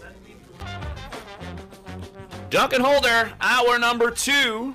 If you missed any of hour number 1, sports1280.com, NOLA.com, iTunes, SoundCloud, and YouTube page. And Jeff, you ready for Friday or what, dude? You ready? TGIF, man. Exactly. Yeah, I'm looking forward to the weekend. I wish it weren't going to rain tomorrow for Crew de Vue, because I always love Crew de Vue. I think they're taking on and spoofing or mocking the Tricentennial, correct? Among other things. They are. Well, they mock everyone. I'm trying to remember which one, though, is like mocking John Besh. I believe a celebrity chef in town will be mocked tomorrow night. You think? Hard. And rightfully so. A little bit. Is Duncan Holder going to be mocked? No, because we're not famous. We haven't gained that status yet. I'm appalled. Well, I'm not. And I believe Richard Campanella is he the Grand Marshal? That is accurate. Richard Campanella. Read that story this week. That is accurate. Geographer, I guess, professor at Tulane, who writes a column for us at NOLA.com. Of course, writes some great books. If you haven't ever read Bienville's Dilemma by Richard Campanella, must read about the history of New Orleans and why we are on this spot on the river, why Bienville picked it, and kind of gets into the great history of the city. It's a must-read, in my opinion, if you live here or want to know about the history. Well, I hope you've got your raincoat for Richard, because he's probably going to get stormed on tomorrow night. But I don't think they can move that parade. Yeah, can they move it? I don't think they can either. I think it rained. They've already moved a couple from what I've seen so far, some stories that have come across. I'm just excited. We're in Mardi Gras season, king cake time. People are moving on from the Vikings loss. The city's kind of getting over that. And if the Pels can beat the Rockets tonight at home, I think people are going to get behind the team because they've kind of righted the ship now. Were they 5 over? Yes, 26 and 21. And I looked at this at the same point last year. They were 19 and 29 after 48 games. I know tonight will be the 48th game. So an improvement of at least 6 games. You're on ESPN. 6 wins. You're on ESPN tonight. So obviously you're going to have a national television audience. I mean, a lot of people are going to be watching just because, and especially now with all the All-Star hype, you're going to be watching to see if Chris Paul and James Harden can, because they're undefeated when they both play together. They are undefeated this year when they both play, the Rockets. Is that right? Oh, yeah. Mm-hmm. So they have not lost when both Chris Paul and James Harden have played together this season. That seems crazy to me. Well, you have to understand, like, Chris missed many weeks, like, due to injury, like, early on. I know that, but I still thought they lost with both of them. No. So between that and then obviously with Anthony Davis and DeMarcus Cousins being all-star starters and being teammates for the all-star game after last night's selection by LeBron James, who apparently is a genius because that team is going to rout apparently a genius. Steph Curry's team. Well, what was Steph Curry thinking? What was he thinking? What do you mean, what is he thinking? It's hard to screw up like an all-star roster, but if you look at the starters for each of those rosters, it's no contest. Obviously it's not really a contest anyway, because all they're going to be doing is running and no defense and slam dunks and 360 3-pointers and people shooting from 80 feet. I don't know. People there to see the show, dog. But so Boogie and Anthony Davis are on one team. Team LeBron. And then you have LeBron, Kyrie Irving, and who's the 5th starter? The 5th starter is I'm looking for it now. He's the other starter. So LeBron, Anthony, DeMarcus, Kyrie, and I'm looking at it right now. You need a 5th guy. Kevin Durant. Who's on the other starters? Who is it? Steph Curry and what, Team Under Armour or whatever he is? Team Dad Shoe. Is that what that is? I guess so. It's excuse me. It's him, James Harden, Joel Embiid, and Giannis is one of them. Giannis and DeMar DeRozan. That's not bad. It's not good. It's not bad. I'm starting the to other team. think a little more along the lines that they could win. And then that's not even going with the reserves for Team LeBron. You've got Kristaps, you got Oladipo, you've got they're all great players. And you got Westbrook. And you got Westbrook. On the other side, you got Kyle Lowry, Karl Anthony Towns, Klay Thompson. Westbrook and Durant are going to have to play together? Did LeBron do this on purpose so they would fight? Oh, clearly, absolutely. I think so. Did LeBron take Kyrie so they could fight too? Probably so. Isn't Kevin Love on his team too? Yes, Last I also. checked, all they want to do is fight with him too. Well, yeah, and not help him off the floor, and not help him off the floor either when they get knocked down. By the way, are they still? Haven't they lost like 10 of 13? The Cavs, have they gotten back on track? No, they have not. 10 of 13. Remember, I was telling you they stunk, and you were like, "Oh no, it's the Cavs." 10 of 13 they've lost. They gave up like 148 points. January. It's January. I think this is different this year. Yeah. They're not guarding anybody. They're giving up like 130 a game. It's crazy. You play defense once the playoffs starts. Just flip a switch. Yeah, that's what it is. That's what the Pelicans are going to do, right? I'm going to lock down this defender once I get to April. Well, the Pelicans, they'll start giving up 80 points a game once they get to the playoffs, right? That actually would be good. Playing rope-a-dope. Say that. Wish that into existence, please. That flip a switch line is what Ron Higgins used when he asked Anthony Davis the other night when they came back and beat the Bulls. And AD took offense to that. He said, "We don't flip a switch. We don't do that." And it looked exactly like what happened in that game. They flipped a switch and came back and won that game. That was a remarkable comeback. But look, the last time the Rockets and Pelicans hooked up, the Rockets, I think they made 17 of 45 threes. 45 threes they took. And Clint Capella had a monster game. He scored 28 points, 13 of 14 from the field, almost all on dunks because of the way the Pelicans chose to defend the Rockets. And I think they're going to do a similar thing tonight. They're going to play this pick and roll near the elbow with James Harden and Chris Paul, and Capella's going to be rolling to the basket. And I think the Pels will say, you know what, we'll give up the alley-oop dunk for 2 points. We're not going to leave the shooters around the perimeter and give up a three-pointer.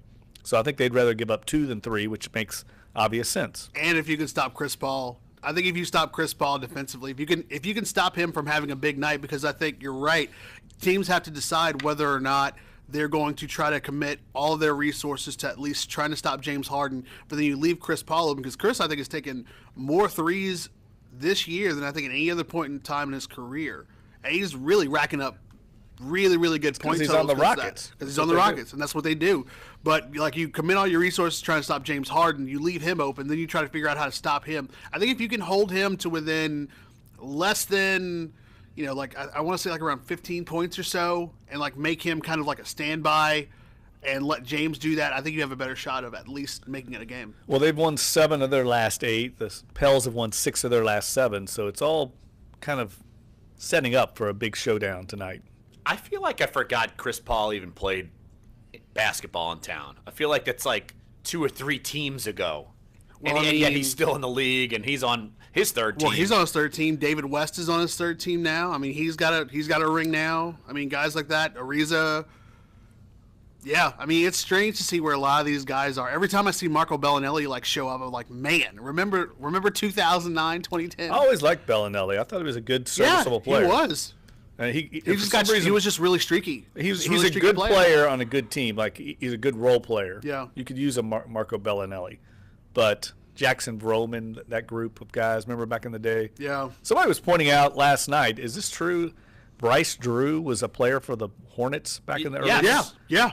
Oh, yes. Oh, yeah. Bryce Drew now is coaching Vanderbilt? Yes. That's amazing and doing a very good job. Mm-hmm. Vanderbilt has like a top 3 recruiting class coming in. They're a lot like LSU. They're taking their lumps this year, but young coaches that are building for the future. And the SEC is finally starting to get – I couldn't believe when I looked at the standings yesterday. I was talking to Andrew Lopez. Auburn is 18-2 and leading the SEC. Yeah. Auburn. It's crazy. What's that all about? With all this, back room, FBI, cloud. They fired really Chuck Person, right? Yeah.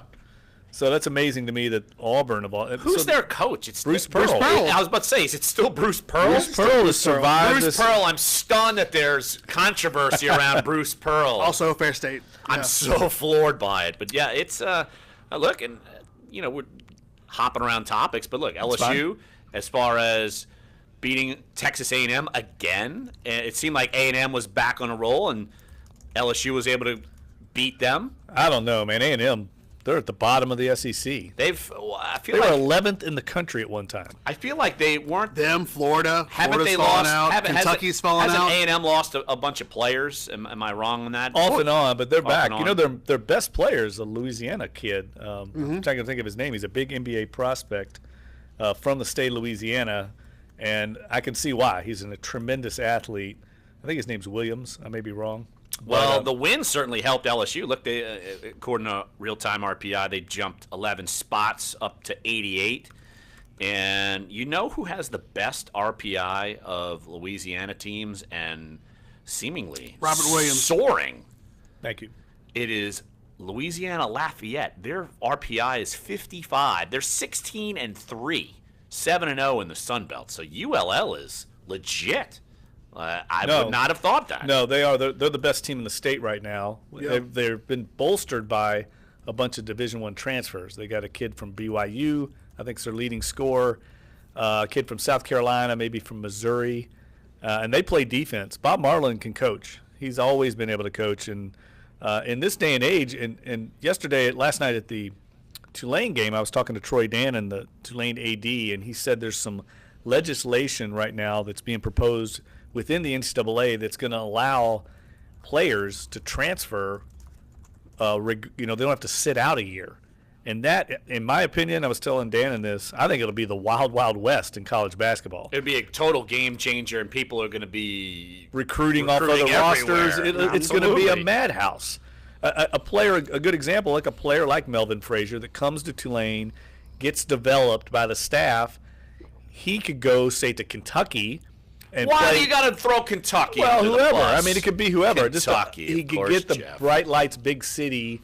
John Lexington, Calipari Kentucky? might come and say, "Hey, we need a swing man for 1 year," and he gets much more exposure playing at a school like that. That's the concern that I have. I don't think you can. I don't think coaches like Calipari and Mike Krzyzewski and Tom Izzo and guys like that who can still recruit the highest. We're talking like top 100 players, top 100 freshmen that are coming and make an impact right away. I think those coaches will stay that way. It's about the lower levels. It's about like the power sixes. But Tulane if they get likes a to call hole it. in the recruiting process, they get a hole in their lineup, they're going to go target that guy to fill that hole. Yeah. They will. Kentucky's done it in the past. Louisville's done it. I mean, big schools will do it. They're not going to make that their main way to recruit. Right. But if they get like, hey, I need a swing man. We lost out in a recruiting war with Duke, and we need somebody for this 1 year. Oh, look, there's a kid at Tulane. Let's go get him. And I think they're going to poach kids off rosters. How viable is this legislation that it's going to pass? He thinks it's going to pass. Interesting. And that'll be craziness. Going back to A&M real quick, I just wanted to make a point because I think it's relevant to our local schools. Robert Williams played at North Caddo, 6'10". He's from Oil City, Louisiana. Mm-hmm. Have you heard of that? Yes. Sounds like something you would know. Is that up in Shreveport around there? Yes. Mm-hmm. Yeah. But he's 6'10". He's going to be a first-round draft pick. This is the kind of guy that these state schools cannot allow to be getting out of state. There's enough talent in Louisiana in basketball to be very good. But the problem is no one's been able to throw a net around the state in basketball and keep these kids from leaving. Yep, keep them here. And obviously right now, one of the hottest prospects in the state in Jared Butler, he's going to Alabama, play for Avery Johnson. Yes. And obviously he's trying to build that program up too. He's playing just up the road in La Plaza, Riverside. Well, blame your boy, Louisville assistant coach Trent Johnson. Blame him. He started the Blame pitfall. him like it's his fault. It is his fault. They went down to tubes when he was there, and LSU never recovered. And yet they still won the SEC tournament. That was when they had Marcus Thornton. He had one good player, and it got him to, the round of 32. And I think they lost to North Carolina. Gave North Carolina a really good game. Yeah. North Carolina won it all. Mm-hmm. That's probably North Carolina. In that probably one of the tournament, best teams. it was one of their toughest wins in that Yeah. tournament, as I recall. But we were talking yesterday about Garrett Temple, that I think was on that team as well. He was on the Final Four team. Look at the NBA career Garrett Temple has had. He's a prime example. He was not a big-time recruit, but a great athlete that has just continued to work on his profession and has carved out a multi-year NBA career. Those are the kind of guys that Louisiana produces that you can build a program around. I would have never thought Garrett Temple would have had a longer NBA career off of that team than Glenn Davis or Tyrus Thomas. Yeah. I would not have thought, Garrett Temple, he's going to outlast them all. I would have never thought that. It's amazing. And those guys you can find throughout the state if you know what you're doing. And a guy like Mike Dunleavy, I think, will. He's got a great eye for talent. He's got a young kid from St. Aug, Caleb Daniels, who can jump out of the gym, an incredible athlete. And I think under Dunleavy's guidance, he will develop and become a top prospect. And yet still, you've got to wait to write a Tulane basketball column since you torpedoed it. Way to go. You blew it. You're feeding into the Graf conspiracy theory. You blew it. I can't wait to get Graf on the show next week. Gree. Holder's all in. I'm all in, man. I should have wrote it. I've got all the good karma. What was funny was the game. I was interviewing Troy Dannon in the media center, and the game had tipped off, and we heard the crowd going. So I said, well, let's get out there. And we walk out, and it's 10-2 South Florida right off the bat. And he goes, whoa, I didn't expect that. And it never got And much from better. there, it was like just straight down the toilet. Yep. Yeah, it was good. By the way, Sports 1280 is your flagship station for Tulane men's basketball. As long as Jeff's not announcing it, maybe they'll... or in attendance. Or in attendance, they'll win games. No, let's take a break right here on the show. Cam Jordan, Mark Ingram, you'll hear from them coming up later on. So stick around. Sports 1280, NOLA.com, the iHeartRadio app. Dunc and Holder.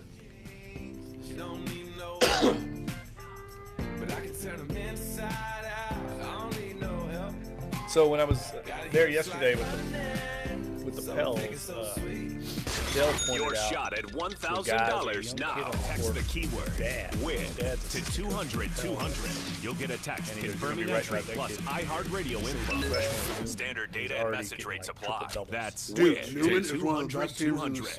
Sure. Yeah, Like, well, his one of the son best plays teams in in the Newman. state. Dell's There you son, but I don't know who that guy was. I'm trying to find his roster. He said he's already playing varsity. When he's a freshman, he goes, he's going to be like a top. Yeah, we're trying to figure out. That's like, DJ Augustine. Oh, yeah. When he was a freshman at Brother Brother Martin. Martin. I remember going to go see him. Like, my buddy was playing for Rummel. At that point, he's about 4 or 5 years younger. And I also talking about somebody else who's and who's DJ had a longer Augustine, when career. he was playing, it was like the smoothest high school player I've ever seen in my life, and he was a freshman. Really? He was sick, like sick. He's been in the league longer than even I thought he'd be, because he's still Demps kicking. and Gentry, both their sons are on the varsity. Oh, well, I would certainly hope so. Jeez. Now open in the quarter, 7 days But a week. Brother Martin's also a really good team this year. They're leading the. has a lot of they're leading the fans district because it's Are a they? deal that gives you a sandwich plus 4 nuggets, a small fry, and drink, Brother all for Martin's just $4. But now the pretty 4 for $4 has more variety than ever with 8 sandwich choices. I'm loyal to the double stack. I'm Junior Bacon Shoot, when I was Cheeseburger at through and through. Rummel, I pledge myself to the crispy chicken sandwich. big I'm loyal to guy here, my Eugene Whether you're loyal Edgerson. to one sandwich remember him. or all 8, the was Wendy's at 4 St. for Aug, 4 has a yeah. sandwich for you. So Where did try they them go? all and pick your favorite. Arizona. Now that's Oh, deliciously Arizona. different. At participating Wendy's Yeah. for a limited time. Offer not valid in Alaska. But they got If you're a small farther. business, Rummel got first farther impressions can make that all the year difference. than With St. Grasshopper, Aug. you get all the They features got of to a a state professional championship business game and phone lost system to, on your Lester mobile phone. Earl. Choose a business Lester phone number, Earl. make calls, Glenn and knows send disappointment texts. he was. Stay connected and Well, work from never really. anywhere with features like yeah, he Wi-Fi got Dale calling Brown and and our all kinds of desktop trouble, and app. then went Set to up your Kansas. account in I know, minutes but he with never no really long-term turned out as contracts well. and He was like as 24/7 good as he customer was gonna support. be. Make your small business He kind of was like big. that guy that went to Now LSU. get $20 off your first month when you what was the visit guy, Mitchell? grasshopper.com/radio. Tasman Mitchell. Tasman Mitchell. Like, he was like radio. a sophomore in high school, and he was as big as he was going to be. Never really grew. Players Yeah, that'll be never on their became teams for the NBA Oh, there's all kinds of All-Star prop game bets, next month. odds LeBron chose McGee. Kevin Durant and his former teammate we'll save Kyrie that. Irving. How long will it take There are for 400 King to sing the legends. national anthem? That's always that's a great prop bet. Over 2 minutes, under 2 minutes. Who's What singing? color will Take Pink's the hair be? over. Who's singing it? Pink. As Golden State knocked Says down what a color will season I don't think best she's in gonna one exaggerate quarters. it. I think In a she'll just 126-113 she'll be clean. victory over the T-Wolves. Just- Russell Westbrook poured in 46. Oklahoma This City prop topped bet. the Wizards Will Pink be 121-112. airborne at any point during the national anthem? Like Gaga, the fake airborne, where she looked like she Oh, jumped hey, off let me jump. jumped off the roof. That's a part of No, this is note on the prop bet. Note must be airborne. First note sang until she finishes saying great for the first time. We'll save all those till next week. Dude. Yeah. Come on, man. We just need to know what are the halftime bets. That's are we going to see nudity? That's Is he going to that's a repull? next Friday show when Jeff's gone. Oh, Will absolutely. Pink say Eagles before, during, or after she sings the national anthem? No, must be clearly said. A lot of vagaries here. Yeah, we'll talk about it next week. Jeff, you've already bled into it, so Yeah. no, we got to talk about it now. Too late now, dude. Coming on the air, you're talking about Oh. the prop bets for the Super Bowl There's some great bets. via Bovada. All right, Jeff, read a couple of bets. Come on. All right, we're gonna dive into this while you're in Minneapolis next week. You know, Clyde, Derry, me, we're gonna be all over that All next day. week. No doubt about it. Next Friday, specifically leading up to it, we could do a whole hour on prop It bets. sounds like there are dozens, maybe scores. Probably hundreds. I read a story yesterday. There are 400 prop bets for the Super Bowl. What? 400. 400. That's insane. Well, here's one. There's prop bets on the entertainment portion. course, Jeff, That's what's yes. fascinating to me. Okay, how long will it take for Pink to sing the U.S. national anthem? Over, under 2 minutes. That's a common one, as you tell me. I didn't know that. That is common, yes. What color will Pink's hair be when she starts to sing the national anthem? Spoiler, Is won't pink be- an option? Spoiler, won't be Pink is the second favorite, 7-4 odds. White blonde is the first favorite, Put your money. 5-4. Put your money on it. Green is an option, as is brown black.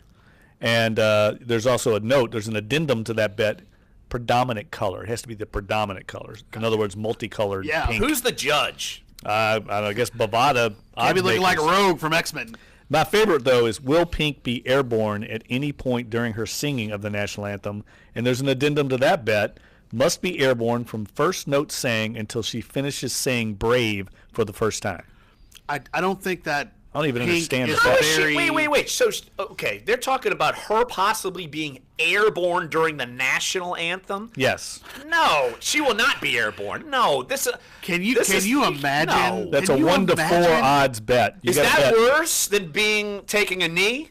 Being airborne? I'll tell you. I can worse? tell you this right now. The XFL will not have any of that at their championship when they play it in 2020. All about I can the XFL. guarantee you, because it's so dumb, and I can't wait to see it fail again. I'm sorry. It's gonna fail. It's gonna fail so hard. Of course, it's gonna fail. And I just want Vince McMahon to lose all that money. I would like to make a prop bet on XFL.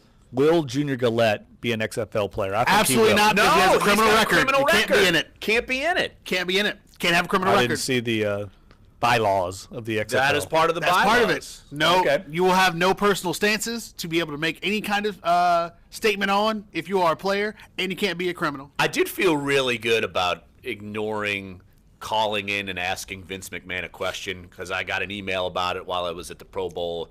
Call in for whatever. No, I'm good. No, I think I'm good. Yeah, I'm gonna skip Thanks. that one. Skip that press conference. But he has $100 million investment, and it's going up. The only thing I can think of that they're thinking, it's the only thing logically I can think is they feel like the NFL is becoming too PC, and they're going to go the other way, kind of a UFC take on boxing, or no? No. Literally, this iteration of the XFL is going to be polar opposites from the first. There's going to be Jeff's saying, right? Well, but no, like I'm talking about like 2-hour games, not like UFC, not any of this. You know, because I mean, UFC isn't necessarily like, cookie cutter. But I mean, you could say that they're trying to cater to UFC's audience. But that's what I mean. They haven't said how they're going to play, what rules they're going to change because they want to make it fan friendly. How they're going to be able to limit it to 2 hours. All these things that they're talking about doing that's going to be different than the NFL and different from the first XFL, where you had he hate me and jerseys and all that kind of stuff. No, this seems to be, and it's funny because. I think Jimmy Traynor from SI posted this, or it was posted by Sports Illustrated. Jimmy Traynor asked a question to Vince McMahon in this interview section, and he asked specifically if you have players like Tim Tebow, Colin Kaepernick, Johnny Manziel, are any of these players going to be considered for the XFL when it goes back in 2020? Allowed to play. Right. And he just went off and just rambled and stuttered about all these things that the XFL are going to be, and then he specifically says, but if Tim Tebow wants to be a part of it, he totally can. Of course, he just only mentioned Tebow. That's what you're getting. Has he seen WWE? I'm sure some WWE peeps have criminal issues. Are they going to I'm have? Just going to go out on a limb. What did you think about WWE? What did you think about Raw's 25th anniversary? Did you watch that on Monday? No, because there were a lot of people panning it.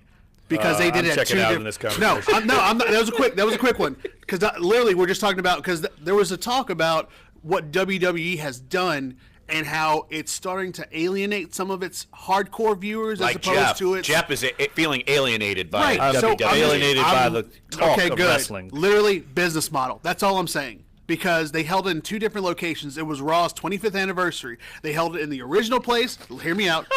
And they also held it somewhere else. Soccer was bad. Yeah, right. Anyway, why would you do that for one of your biggest showpieces on its anniversary? And that's what I'm saying. The business model of what Vince McMahon has done to wrestling and what he's trying to do with the XFL, you have questions about it. And then you also have questions about how he's approaching it differently. Because, of course, there were a lot of questions about Donald Trump. Did you talk to Donald Trump about this? Does he knows about this? He said, no, I didn't consult the president. He doesn't know. He has no involvement. So it's like, why would you ask? They're like best so why friends. would you ask? How much time did you invest in this XFL thing? You realize that this... I give it 2 seconds and I move on with my life. What are you doing watching and reading all this stuff? You realize that it came out at 3 o'clock yesterday afternoon while I'm at work. You blow me away. And I kind of comb social media. You are a consumer. I will give that. You consume information. I've never seen anything quite like it. You're like a phenomenon. Well, they haven't announced any cities. They're only going to do 8 cities. It's going to be non-NFL cities? No, they did not make any separation between any city. All cities that are interested, whether they have an NFL team or not, are all on the table. Chalmette's on the table? Yeah, the parish is on the table. That'd be cool. In Chalmette? The Chalmette You going to play at XFL Chalmette High team. School? Where would they play? Is Chalmette High? In our boss, Jennifer Armstrong's backyard. Absolutely. In I think it's a big Chalmette. enough backyard. That's what they're going to do. She'd be a season ticket holder. Well, Vince Absolutely. McMahon officially just won because we just spent way too much time. I don't lost think so. brain cells on I that don't think- conversation. He just won. He hasn't won. It's. I think it is a topic for where we are at the NFL right now, and why would you try to do this again, knowing that the first time failed, and then completely going from he hate me and cheerleaders and Jeff Brom saying he still has a pulse on the sidelines to no personal stances, can't do anything for the anthem, no criminal records, none of that.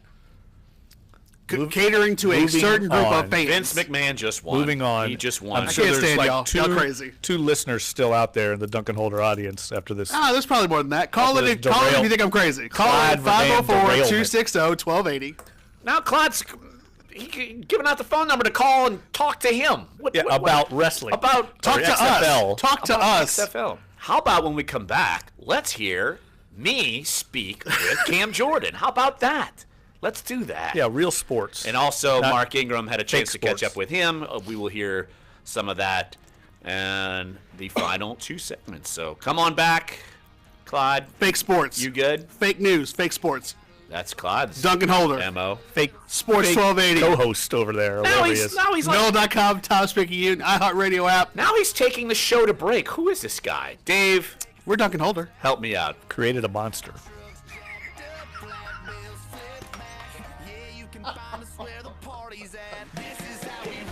Getting the biggest kick.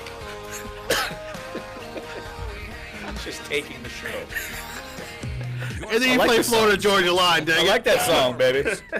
This is how we roll. Is brought to you by Go Auto Insurance. This is how we do. 54-3000. Happy Friday from the Buck State Weather Center. By the way, I'm one of the meteorologist worst Shelby Monday Night Rufino. Football themes in the Temperatures history will be in the of mid-60s Monday Night Football. this Them, afternoon, with mostly cloudy skies and a what's that stray dude's sprinkler or name? two out there. We'll see higher Greg rain chances Derulo, for or tomorrow Jason as Derulo, temperatures start and off Hank in Williams the mid Jr. to upper 50s and climb Fantastic into terrible. the 60s. Bjorn Werner, I remember that guy coming tomorrow, out. and we could see Yeah. some He didn't heavier last long. showers Bum. during the afternoon Bum. and evening hours. Bum. We'll dry out He as is we a head bum. into Bum. Sunday with a mix of sun and clouds and temperatures in the mid 60s. That was a weird draft. A little cool down will Was work that its the way 13 in. draft? Yeah, that's with all the week. offensive From the linemen. Buck It State Weather sucked. Center, I'm Eric Fisher. meteorologist. This is no Good. exception. But unlike most things, Zeke- there is a way to Ezekiel lower what you Ansah. pay for car insurance. Call He's a free agent. 504-254-8000 Kiki Mingo, or go washout. online to goautoinsurance.com. Mingo's Jordan. and you Mingo's can a free start agent. saving money today. Americans are always on John the move. Cooper, They're in the car. Tavon Austin, It's a Dean bad Miller, draft. Chance Around the house. Warmack. All these Alabama Refuse to guys sit still. stunk. So how do you connect Dean with all those Milliner, moving targets? Chance Warmack, Easy, with DJ radio. Fluker, all taken in a row. Radio DJ reaches Fluker. 90% of None of them were any Americans good. every week. More than Google, Facebook, and even television. Because hey, who has That's time pretty to sit interesting. and watch TV? Eric Reed is that draft. So when you want to connect with all those Cal constantly Long, moving adults, teens, and millennials, Tyler go to Eifert, iHeartMedia.com Desmond Trufant. and put AM/FM radio to work for your company. Are you Zach craving an Ertz, award-winning he's a king cake? free agent, Then right? head over to Maurice French. No, No. Eifert's going to be. Eifert's, yeah. 4949 West Napoleon. Darius Slay, MauriceFrenchPastries.com. he turned out well. How about a traditional New Orleans king cake? Peyton was, with a cinnamon smear. Then ice Working Yakking him. it up with him, too. Yep. Yakking. Available with your choice of the Yak, freshest yak. Yep. Don't talk forget, back. We offer no sugar added king cake with your choice. 885-1526. That's Maurice French Pastries, 2015. It's so funny when when I got the video of them taking the picture, Kamara started and then Peyton like jumped in front of Kamara and then Kamara like a little kid, he has to like run around. He's like, "Wait, guys, I gotta get in front. I'm little." He's like, "I'm little." Like a little That's kid. awesome. Yeah. Peyton jumps in front of him. Typical. That's exactly That's it. Sounds like Sean, yeah. Yeah. Apple is playing Well, they were screaming. They were going like, "Larry, Larry!" And I'm like, "I'm right here." And both Ingram and Cam Jordan were like, "Not you, Larry Holder! Get out of here!" They're talking about Larry Warford. Yeah, not you, Larry Holder. Support for Windows users. Some added security. I'm right here. features, Yeah. I'm like, "I'm right here." I'm right in And front of you they guys. didn't know I was even there. They're looking on a like, permanent basis. "Not you, Twitter's Larry trying to Holder." simplify their video process. Bloomberg says the social media company is working on a camera product that will reduce. Yeah, the I would number have of played steps some it of the takes Larry to post Warford stuff, but videos. it was That so falls in windy, line it was with bad. Snapchat Like I and couldn't. Instagram. I'm back. Yep. One step. Tech report. All right, we're gonna play Larry Cam Olsen, Jordan NBC in this News segment. Radio. Cameron Jordan. Is Clyde okay with that? I'll allow it. Our All-Stars bring you the inside knowledge for your home teams. Sports 1280, New Orleans. Welcome back, Dunc and Holder, live at our NOLA.com Times-Picayune studios. Let's hear from Cam Jordan. Had a chance to catch up with him at the Pro Bowl. Short little interview with him. And I wrote a column on him, and it's on our sports front here at the Times-Picayune and on NOLA.com. You can go check that out. And Cam, enjoying himself at the Pro Bowl, and yet at the same time, he's still spicy over the loss to the Vikings. And he said it about as bluntly as you'll hear, that he's not over it. And he doesn't know when he's going to get over it, honestly. I'm curious to see how long this lingers. I know with some of the other players, I'm sure it's lingering as well, even though they're in the fun Pro Bowl atmosphere.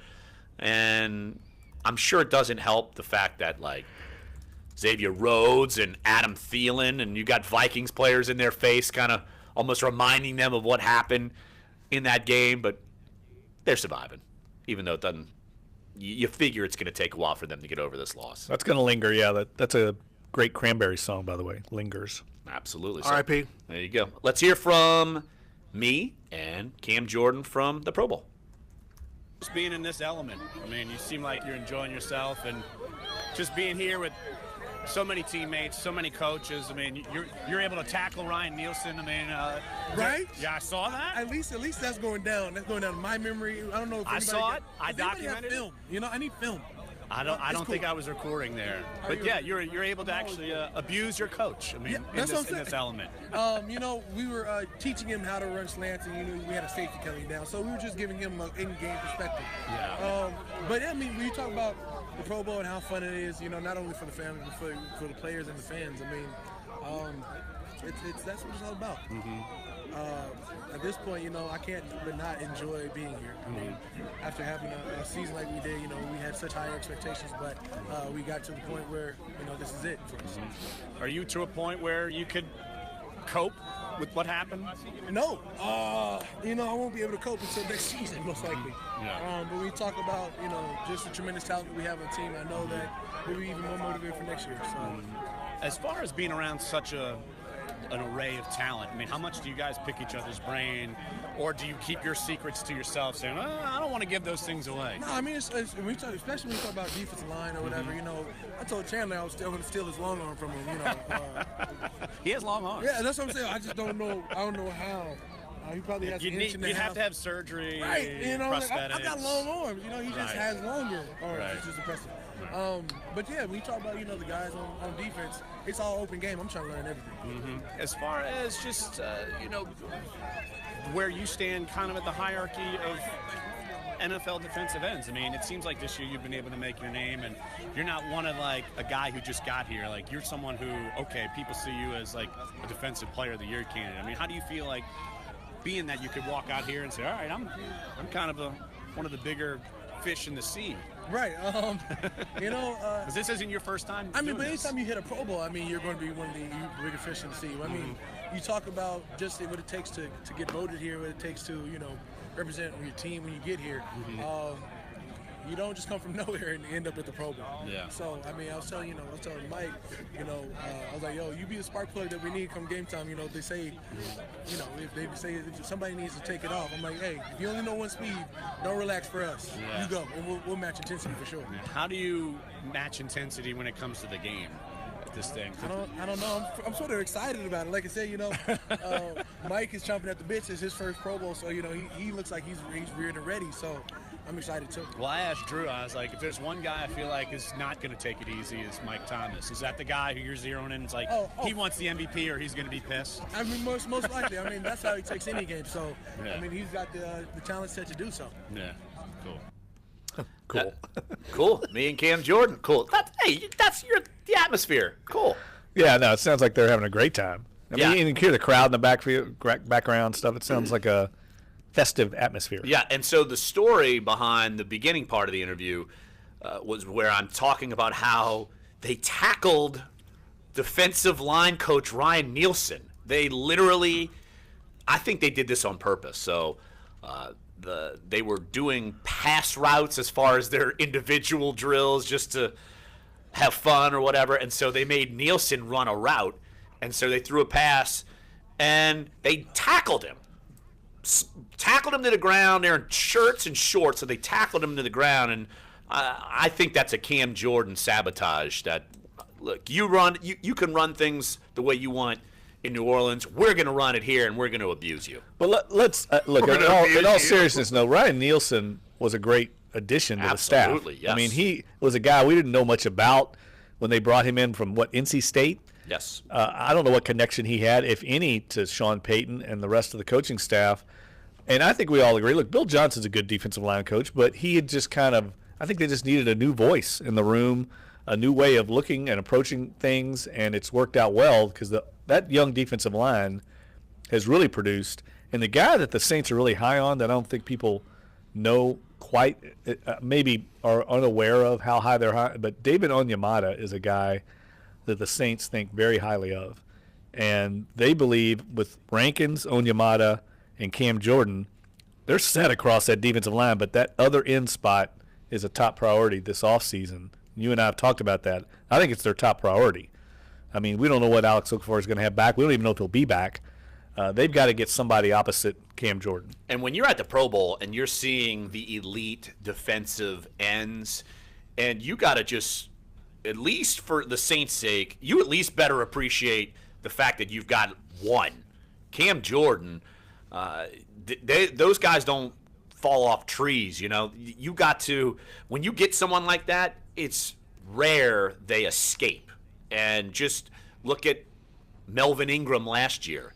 He didn't escape, and they had to franchise tag him. If he would have touched the free agent market, his number would have been gigantic. It would have jumped Olivier Vernon because he was more productive and a better player. But you don't let those guys go. And Melvin Ingram, I think he was an alternate, and he is on the AFC roster. But when you've got a guy like this, you almost – it's very difficult to go and sign a guy like that. Like DeMarcus Lawrence isn't going to make it to the market. He is on the NFC's roster. I'm willing to bet. I mean, my hair's already gone. I would be willing. Another bet. America. I would be willing to bet if I needed to shave my head again that the Dallas Cowboys will franchise tag him. Yeah, you can't let those guys go. He's a sending player in his prime. He's the ultimate free agent because he's not 30 years old. I mean, This is a young guy that's developed in similar fashion to Cam Jordan. We've talked about it before. Cam Jordan has gotten better every year in the league. When he came into the league, he was good, but he isn't what we see now. I mean, this guy is out. I think it was the Vikings game. They had Cam Jordan out in the slot defending pass coverage. It was crazy. Now, you could argue, what are you doing, taking your best pass rusher? Wasn't that when he had about 9 Mississippi to throw? I can't remember if that was the same But also play. that they had 2 guys on him, though. So it was just a weird defensive, but it's a testament to his athletic why did he ability. turn around? Testament to his athletic. If you remember, opening game in Minnesota, he had an interception he dropped. Right. He got ran into by A.J. Klein in the end zone, or he could have had a pick in the same coverage, the zone blitz coverage where he dropped. I'd still blame Devontae Harris for that whole game. No matter what. Everybody blames Devontae Harris for that game. But let's take one final break right here on the show. And when we're talking, what the hell was that? I don't know. It sounded like a rhinoceros. I thought he just made like a fart noise in his armpit or something. No, was that an it sounded actual like sneeze? Yes, it was an actual sneeze. Just sneeze into the mic. I didn't sneeze into the mic. Just do it. Unreal. Just go. I think I sneezed into the mic. I think I sneezed into the mic with the XFL. By the way, is it okay if we go to the break now? Is it okay with you if we? Yeah, I think so. Can we get a little bit of music? There it is. Who is this guy? Cocky Clyde on a Friday. So, no, we'll hear from Mark Ingram coming up next and talk about his season with him and what's his future. He is entering the final year of his contract. I broached that subject with him, so we'll hear from Mark Ingram in our final segment here on a Friday. Sports 1280, NOLA.com, and the iHeartRadio app. Duncan Holder. Nice tease. Who's this? That's Chesney.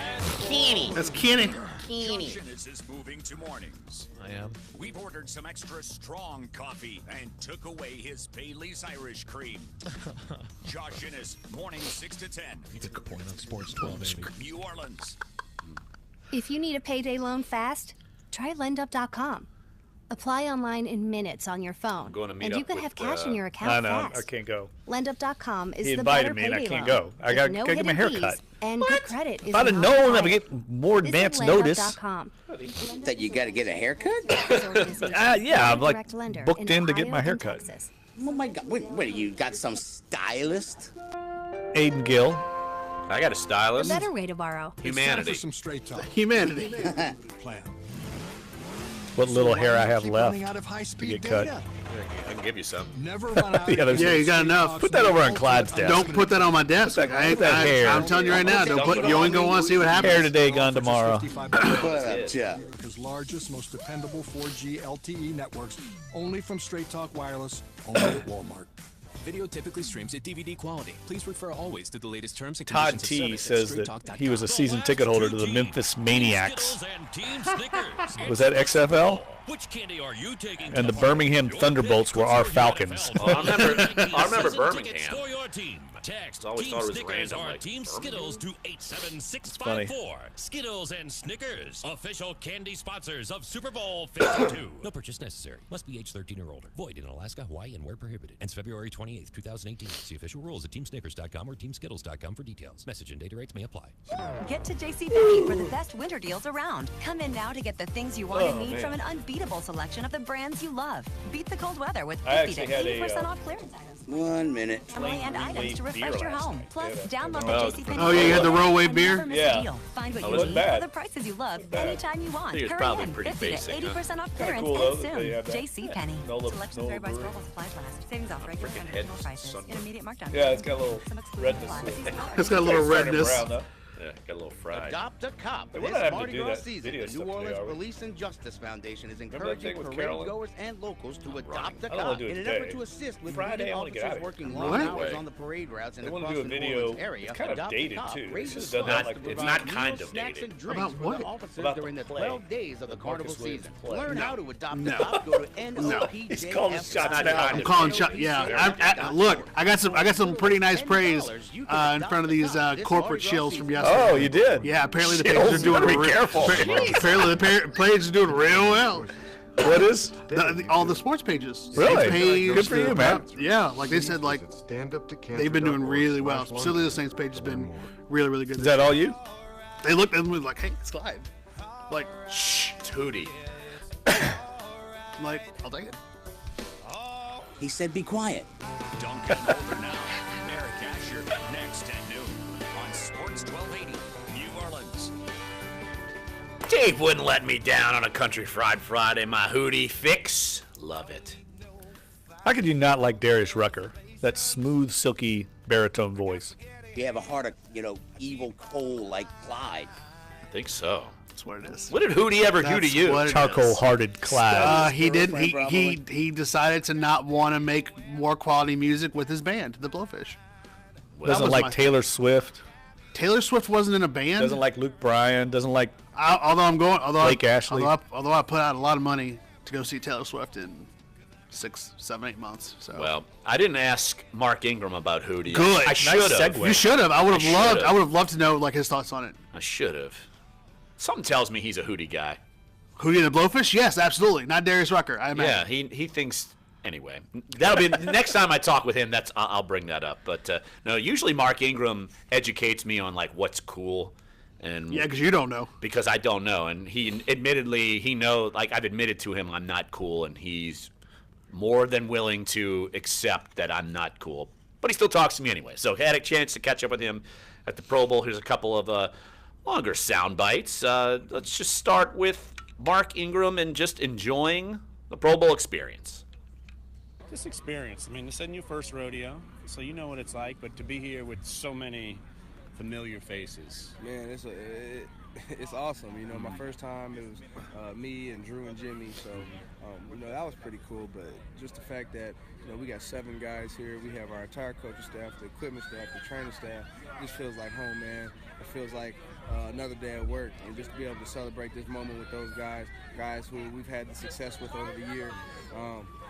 It's something I'll cherish forever, man. I'm excited about it, and it's awesome to be out here with all my brothers, man. I think you are you in full rebellion mode? Sunglasses, bucket hat. I know those are frowned upon by a certain Yeah. So it's rebellion day. It's rebellion week. It's not rebellion, man, but it's Pro Bowl. It's Pro Bowl. He can't give you the no. Right. He can't just full out. He can't just full out tell me I can't have it. Everybody has it on. But we out here chilling. We out here having a good time, man. Man, he can't tell me not to have it. No, but it's all love, man. The Pro Bowl's cool. Everybody's kicking back. Everybody's having a good time. We had a long season, man, and guys are healthy. Guys are here at the Pro Bowl. It's just a time to celebrate with so many great players and great coaches, and the atmosphere is awesome, so we love it. So the story behind this, Sean Payton does not allow the Saints players to wear those little bucket hats. Like, you almost feel like you're on vacation, and you can't wear sunglasses during walkthrough, say on a Saturday. You can't wear them. So even though it's Sean Payton's practice, everyone at the Pro Bowl is wearing those little bucket hats, and he can't say no. And so 3 players particularly I think they were rubbing it in Sean's face. Mark Ingram, Alvin Kamara, Marshawn Lattimore running around with bucket hats, flipping the bucket hats. Of course, Alvin Kamara is just doing whatever he wants to do, freestyling, and I think it's in total rebellion. They're like, you know what, Sean? We'll do what we want. Sean's lost the team. He's lost the NFC team. Breaking news, Sean's lost the Saints. Is there a line No, on the the Pro Bowl? NFC. The NFC, entirety. Is there a line on the Pro Bowl? Maybe There we is should a line. load up on the AFC. There is. Because Peyton clearly has lost the NFC. No regard. And also, and I told the story in my Cam Jordan column, look, Sean Payton was saying how whenever you go by the stands, as far as getting a drink of water or anything, feel free to take out your phone and just record everyone. And as he turns around and is like, where's Cam Jordan? Cam Jordan's already got the phone, in his face. Like, I'm recording you, Sean. I'll do what I want. It's run amok. Totally run amok at the NFC. Is there a prop bet on the Pro Bowl of whether Sean will do the choke sign to the AFC during the game at some point? I don't know, but if they haven't Skull done it, then flap. clearly Vegas has completely failed. I would take the under or whatever that would be. Also, NFC 3-point favorites going into this weekend. That's because they've all heard Peyton's lost the NFC. He's lost the team. He's lost the team. But look, that line of move.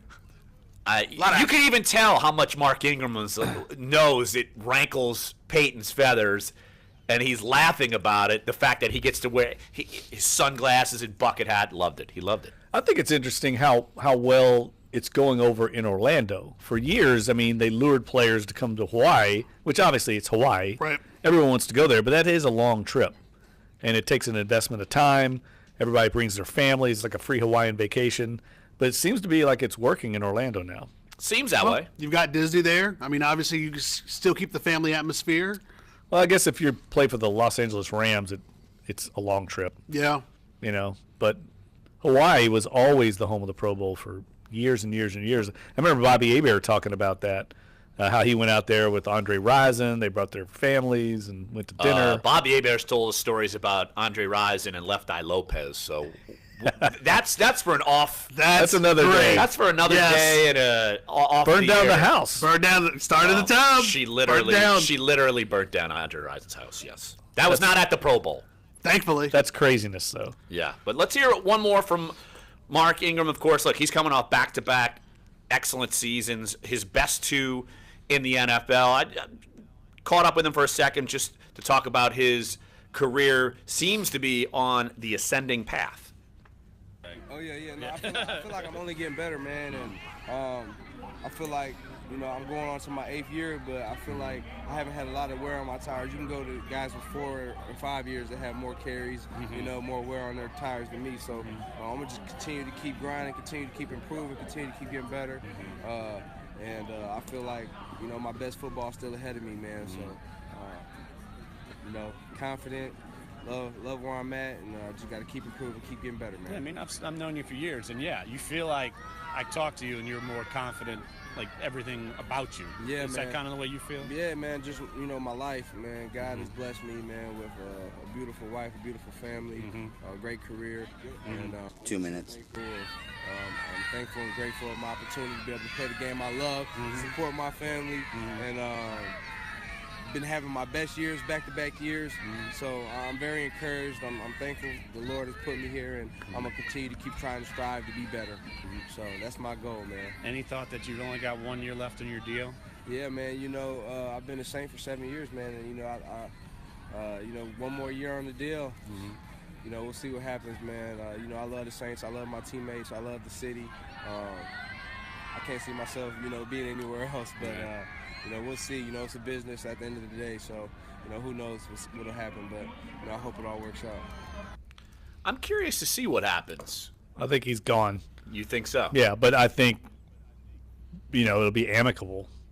Well, if there's no contract, I mean, what do you do? But yeah, it's... Right. I still think they can pay both he and Kamara. But he's got a great attitude towards it, and I think he's angling it, whether it's the Saints or somebody else saying, I got a little tread on my tires, and he's right about that. He definitely does, because I think he's only had 200 carries, around that, 220. He hasn't had these monstrous Le'Veon Bell seasons where you're getting 380 carries or something absurd like that. Right. No, I think, look, they got a good thing going right now. That's probably one more year of Clyde, boom, and zoom. I can't believe I just said that. Great partnership. You did it. Exactly. Go Boom and ahead, zoom. Dominate. So, thanks for joining us. Glad to be back in the saddle. We'll be back here on Monday. So, happy Friday. Don't get too drenched in the parades this weekend. Eric Asher. Yeah, actually, you're right. Eric Asher coming up next. So, don't go anywhere. Sports 1280, NOLA.com, the iHeartRadio app. We're Duncan Holder. Open up a throttle and start. All right, guys, have a good weekend. All right, Dave. Thanks, brother. You stud. Bipolar. All right, guys, have a good weekend. 6 million Americans and carries a high risk of suicide. Dr. Gary Sachs is a psychiatry professor at Harvard Medical School. Roughly 1 in 1,000 patients every single year will die by suicide. That really adds up to overall about 8-9% of patients will have a suicide.